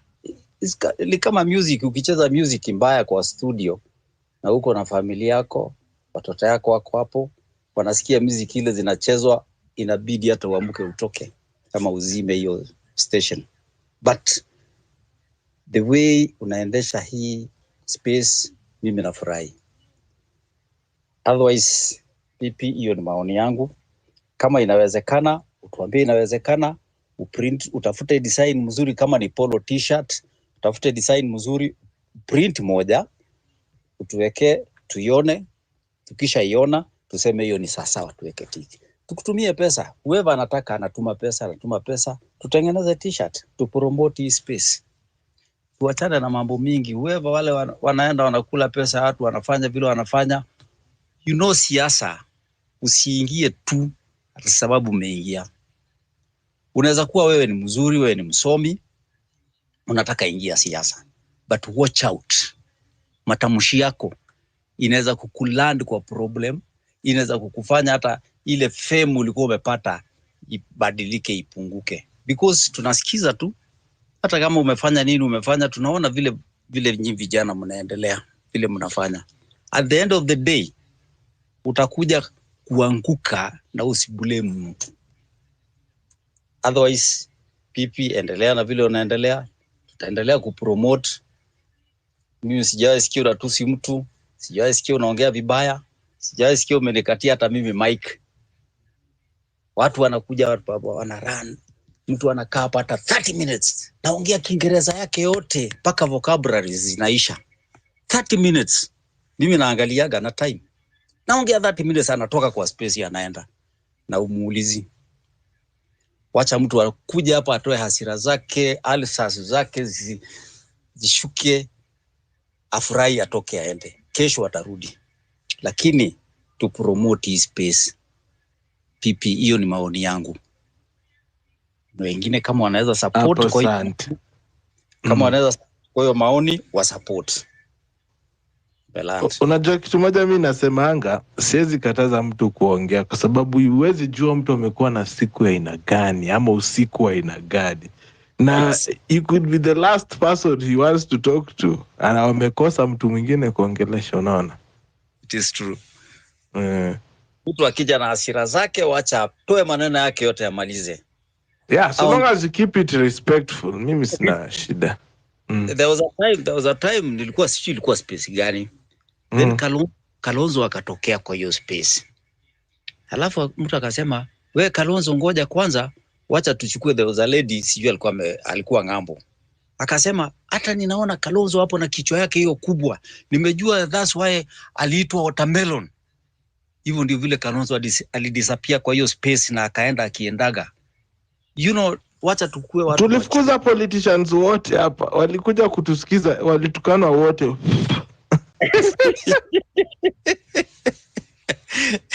But sometimes unaona, wacha wakuja watu hata ujinga hao, waongea ile kitu wataongea.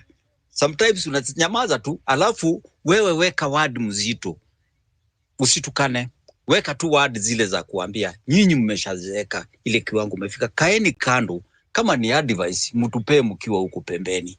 Lakini msikuja hapa kukaa kwa hii space mkifikiria sasa ndio mtapata mileage.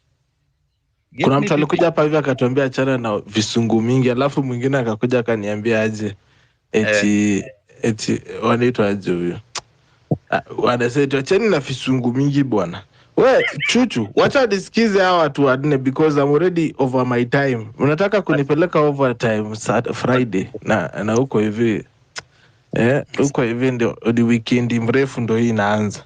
Nyinyi mko na long weekend from Friday, from Thursday. Anyway, thank you, Chuchu. Diamonds. Sijui kama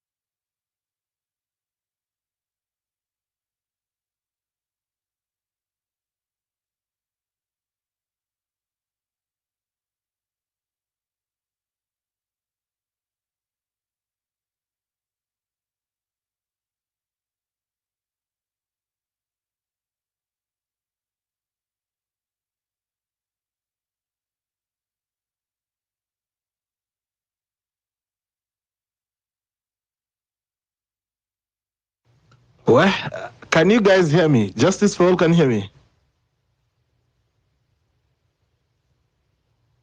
Justice for All can hear me?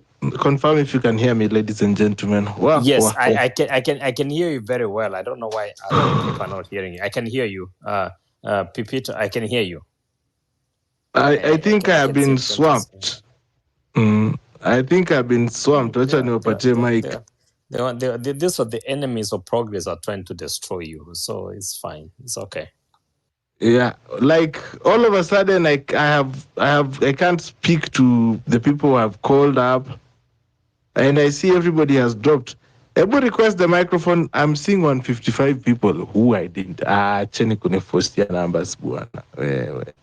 It's like it's a big number. We have like over 167 people on the call. So yeah, so I don't know. I can see Redemptor, my friend Diamond, Chocho, whatever that is. I can see African. I've sent the mic to Diamond. Thanks so much, Diamond, for your tip. Nimona tip ya Diamond. We are currently standing at 600. Diamond for real. Hata kama ulimake kama joke. We are matching, and don't say it's me. My team is matching whatever they subscribe to, so we cannot do only 600. Let's do like at least 10,000, then the other team can match the so too many kitu hapo. And I know Pipita is a truth man for real. So see wachana ya Gashawa, truth man for real. So atatuambia this is what we got, and then it's how we'll match. So Tuma, thanks guys. Sasa zingine mimi uko tempted kukuambia. Sasa mimi tempted niseme acha niseme double, lakini ubaya kukua mtoto wa grandma. Grandma's kids always tell the truth. Don't do that, because they need to. That's not what we are fighting for. We are fighting for the truth, accountability, and truthfulness. Mimi hata kuna siku ingine uliniambia eti I'm going to do a double. By the time it was getting to around 8:30, we were at 0-0 on the tip line. Nikakutext nikakwambia tuko 0-0. Oh man, yeah, but I like it that way. So that when I get that double, it actually meshes. Yeah, that integrity will push you much higher than when you wanna. And I think I've done that with my other friend, of course, Andrew Kibe and all that. When you're honest with this, you grow, and we move this forward in a way that itatusaidia to change the country that we are interested in. And again, PP, with all seriousness, Demta, Eli, I can see Diamond here, we have to stick to the truth, and that's how we are going to grow and make a difference. So I appreciate that you being honest in the way that we're going to do this. Kuna boy wangu wa nguvu hapa hivi anaitwa Francis Maina, lazima niekeange kajiti kangu mpaka kaingie kwenye show bwana. Acha nimpe makofi, super fan bwana. Acha niwaambie, it does not matter how much you put, it is that willingness to come through. Unajua kuna mtu mwenye anaweza kuwekea 100 shillings and it is their last money, and it means that they value that much. So thank you so much for that. Na kuna wale wenye wanaona kazi yetu na bado wana support by listening in every day. Kina Muhija hapa, Muhija shika islap. Tangu Muhija kuja kwa show yetu ajai hama. Asanteni sana. And of course, acha tuone wengine wenye niweza ona niseme nimeona for a while. Kuna wengine wamejificha pale hivi ndani. Thank you so much for supporting. Ila Likuyani, I don't think sasa ila inaweza kusema sasa we si relative wetu sasa. Unajua, we are related. Then our guy Diamond. Diamond, how are you doing? Diamond anisikia? Niaje fiti. Kama kuna mtu alikuwa anataka uongee akanihack No, nilikuwa nimesikia ukisema kuna mtu alisema tu double, sijui alikuwa ameweka pesa ngapi. Nikajaribu ku double. But ni sawa. Sasa Unajua nilikuwa naambia ila jana sijarecover history ya Morara bwana. Kwa jamaa alituruka baada ya mwezi mmoja. Sasa tunatafuta mtu mwingine, sijui pipi kama utasimama uanze Vampire Diaries. Hapana, kila mtu afanye mambo yake bwana. Mimi niko kwa redio. Uko kwa hiyo. Tusisumbuane, hii kazi ya ndio tena nifike huko tena mwanzo kuniambia pipi, mbona unaenda unataka pesa ya mafuta sana. Peleka kwa company saini kwanza boss. Okay. Mimi nilikuwa nakusalimia tu, sina story nyingi bana. Leo hiyo kitu ya gava, hii kitu ya gava kusaini hiyo story ya Adani bana sijarecover. Achana na mimi kabisa. Acha nisikize tu. Nilikuwa nakusalimia tu. Yani ilikuwa inaitwa super signing. Hata mimi unajua nimeipata nikianza kwa news, nikiwa nimeanza show sikuwa nimeiangalia. So the first speaker mwenye ameshika mic na ameniambia umeona breaking news ya 9 minutes ago. Ati nini imehappen? Eti Adani bana. Adani is now bon appetit. Ate? Yeah. Adani sasa anakula bwana. Asante sana Diamond for that and also for your tip. I appreciate it. Unasemaje Diamond?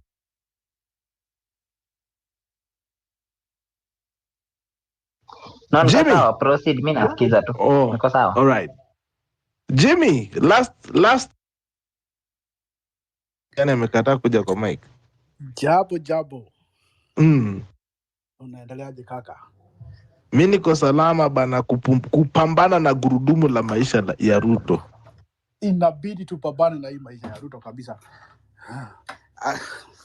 Nimeona hiyo Adani takeover. Unasikiza? Yeah, 90 billion. Yeah, wataweka for 30 years. By the way, do you know kama hii KETRACO watu wengi hawajuagi, and this is something maybe watu wengi hawajuagi. Nani anajua CEO wa KETRACO? Unamjua?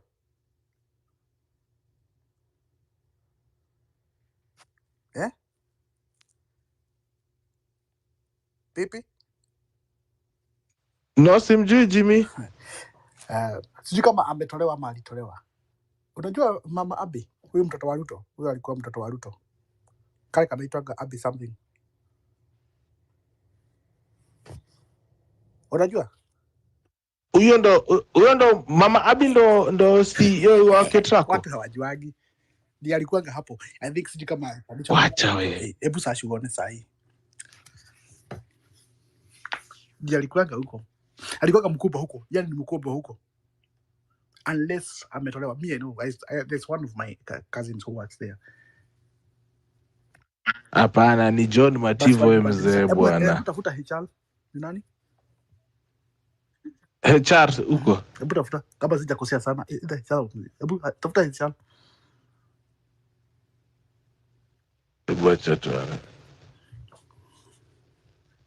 Kuna mtu ametuongezea sasa tumefika 1300. Thank you so much. So tunapanda. Anaitwa Hillary. Thank you so much kwa kutuongezea 500. Tumefika 1300. Naangalia niangalia HR ni nani? HR manager. Yes. Ya jina ayeko hata kwa site.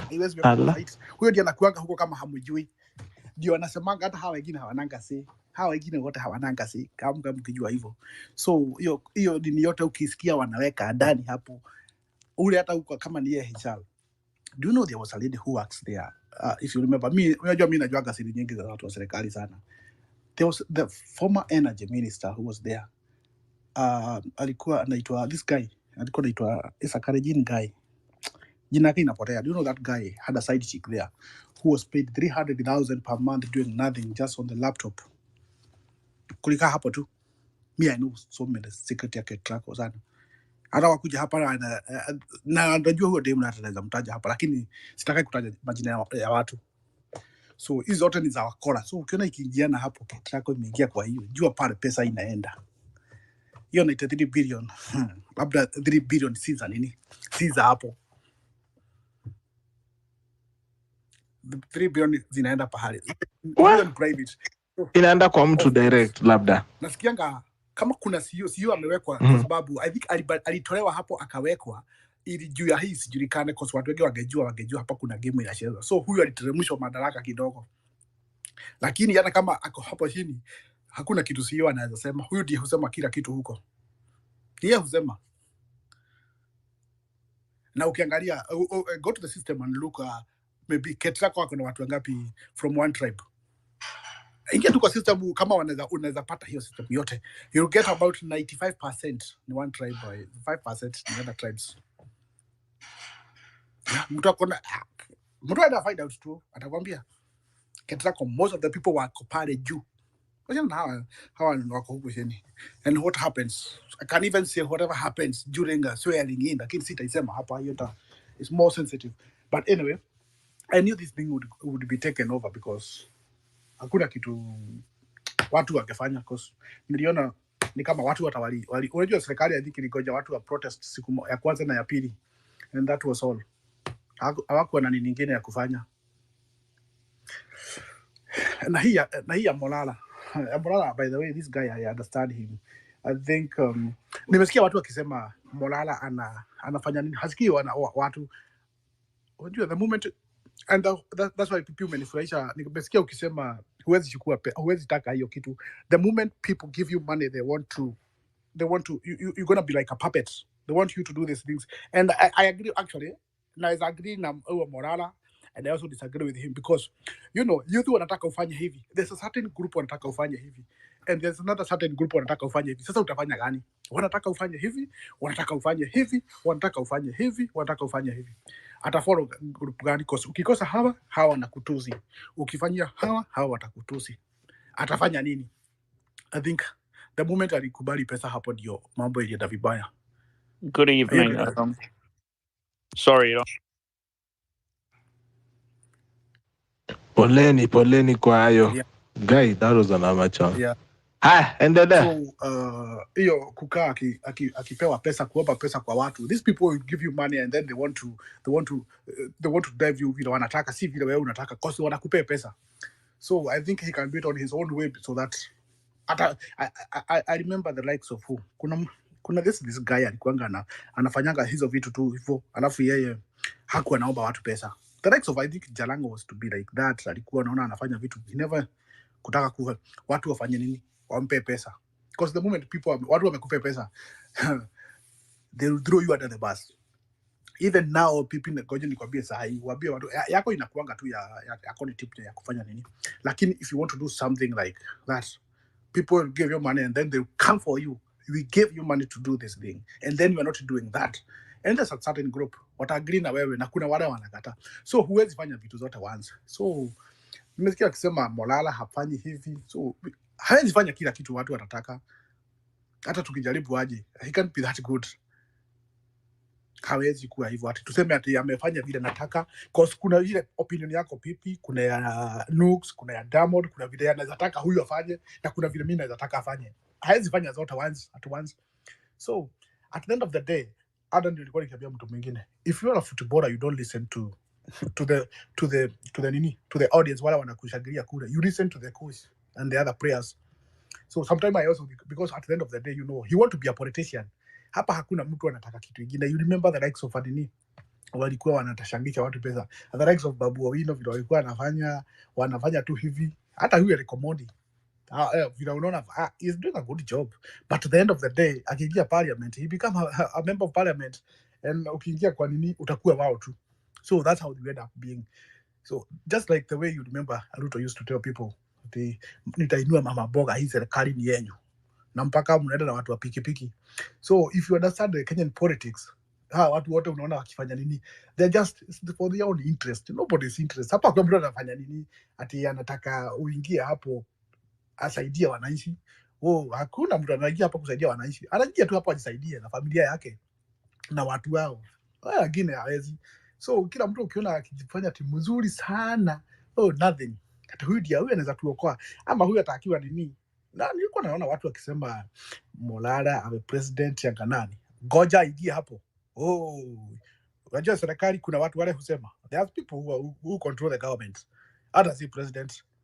There are some people kwa serikali wanakuanga very tough guys, and that's why unaona vitu zingine hata president, unasikia president labda hajui course zinafanywa na watu wa huku chini. Kuna watu wale wanakuanga, unasikia like just the way kama if you listen to the world news, unasikia like in the world kuna watu wale who control the world, like I think there are 7 to 10 people, they control the world.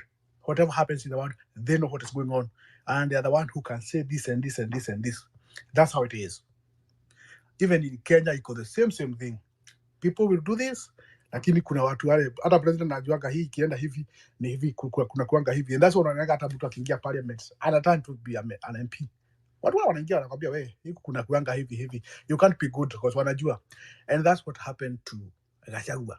I talked to one of the guy, he was a former MP somewhere, sitataja ni wapi. He's a very close friend of mine. People did not understand why Gachagua was removed. Very people nilikuwa nikiona ni corruption ni nini. These guys, they are preparing for 2032. They knew Gachagua akipita hapa, and that could be the worst. Gachagua akipita hapa, Gachagua could be the next president of Kenya. Na hata pita hapa, no matter how people try, hata hiyo Senate haiwezi msafe, because they know if hawaga goja 2027 wakimtolea hapo, Gachagua ameingia, because atakuja akiwa vice president and he will still do the what Ruto did. So that's why wanaona wanataka kumtolea hapa before 2027 atakuwa ameisha kabisa. So wanataka kuweka mtu anaweza kuwa kwa kiti by Ruto akitoka ndiye anaanzia hapo, mtu ataanzia hapo. So watu wanafikiria Gachagua ni kuiba pesa, ni kufanya nini wapi. There was an agreement that was there. Watu waliagree Gachagua anakaa miaka 2, tumutoe tuweke mtu mwingine, because they did that because of the way the election was, and walikuwa naona Madhakala walikuwa hapo, so they wanted to make sure that in cause ile place iko na watu wengi wangehold hapo Central, kama ni Madera wanajua hapo, na huwa alikuwa na watu wengi sana, wafuasi wengi sana. That's what they had to do that, but walikuwa najua hakai hapo for long. So these people, they know how they play their game. So watu wakisema ati ni pesa ameiba, kwa nini watu wale wengi wameiba pesa? Kwa nini hawachikwi wao? Ni Gachagua tu anaendea, nothing like that. Hata hiyo anasema 600 billion, those wanajua sasa akishika. Kwa nini hawajashika hawa watoto kama walifanya nini? Ama hizo bank, hakuna bank nimesikia imejitokeza ikisema yeah we give him loan because of this and this and this. Ama kuna imetokea pipi, sijasikia. Some of those are hata zingine hata za uongo, but they're gonna come and tell you everything you want what people want to hear. They are trying to make sure that watu ni lazima wa make sure watu wamesikia, wa make sure watu. But ukulizaje bro? Sako yenye inaweza kupatia 600 million shillings ni sako inafaa ijulikane sana, ama kuna sako zinajulikana zinazotoa hiyo pesa mingi? These people, they just one call, hao watu kupiga simu kwa bank, one call unapiga, hebu mpe huyo 600 million. Bank hakuna kitu inaweza fanya, hiyo pesa inarudi. So hizo vitu nyingi hata vingine ni kuwekana tu, wanakuja wanamwambia tu hivi na hivi na hivi. But although I know Gachagua is my neighbor's constituency, so I know him, I know all, even the 200 million whatever happened, hiyo yote najuanga, ile alirudishiwa vile kulikuwa kumeenda. So these people wanakuwa ni wakola tu, kila hakuna mtu ati useme Hudi ameiba zaidi, wote ni wezi. But at the end of the day walikuwa najua 2032 Gachagua haizi kwa president, so they have to remove him now. If it's not now, na walikuwa najua ikikosa hapa, oh my goodness, Gachagua angeingia president. Na hawa watu wakina nani hawataki hivyo. Most of the MPs hawataki kuwa yeye atakuwa president because they don't want him, his leadership haikuangi nzuri hivyo sana. So walijua, na angepita hapa, unajua Gachagua ni mjanja sana, alikuwa ameanza kufanya kampeni yake polepole tu vile Ruto alifanya, alikuwa ameanza hiyo system. So these guys, they wakajaruka mapema, wakajua, you know, you hit the head, if you want to kill a snake you hit the head. So waligoga kichwa, wakajua hapo wamalizie kabisa. So ule mtu ataweka hapo, you can take this to the bank, it's the one who will be the president 2032 likely. There's a high chance, I don't want to say hivyo, lakini maybe chance of 80% kama kutakuwa na changes mingi sana. That's what nasikia wakisema the likes of Kidiki and that akitaka kufanya nini hapo, wanajua vile wanafanya. You will see. Ukisikiza hiyo story vizuri, wanajua vile wanafanya. So hata hizo nini zote watakwanga tu they give people what they want to hear. Wacha nipatie watu update kwa hii challenge ya ndugu yangu Justice for All. We are currently at 1800 watu wangu tunafata kufikisha. It's about what people. I think when it's a bit too late. I didn't understand. It was about what? Justice. So Justice for all amesema kwa kila tip leo na get ana double. Naona. So last time kuna mtu alituwekea 5,000 na yake double ikakuwa 10k. So yeah, for every amount. So kama sasa hivi tuko na 1800 ataniwekea 1800 at the end of the show. Okay. It's his group that are supporting us. Okay. Okay, so I think I go to Tatuma to be on the way. Yeah. Before thank you so much, Redemptor. We are now at 2100. Eti? Yangu nitakutumia, yangu inakuja tu. In a few minutes. Sawa. Justice, did I see your hand up ama ni vitu zangu? Cause unajua mimi masaa yangu ni kama inaelekea. Unless kuna mtu akona kitu ya kuongezea. Justice, do you have something?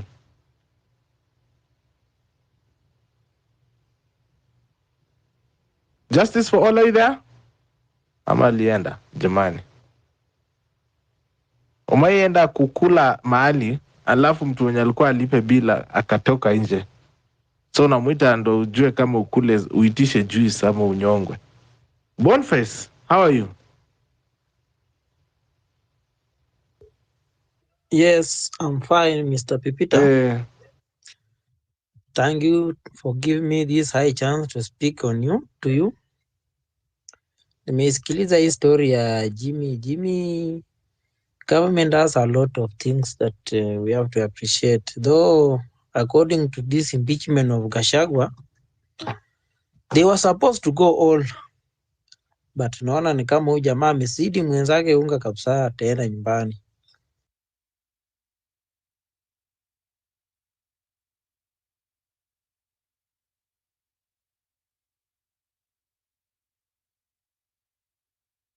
For some few money yenye amepewa.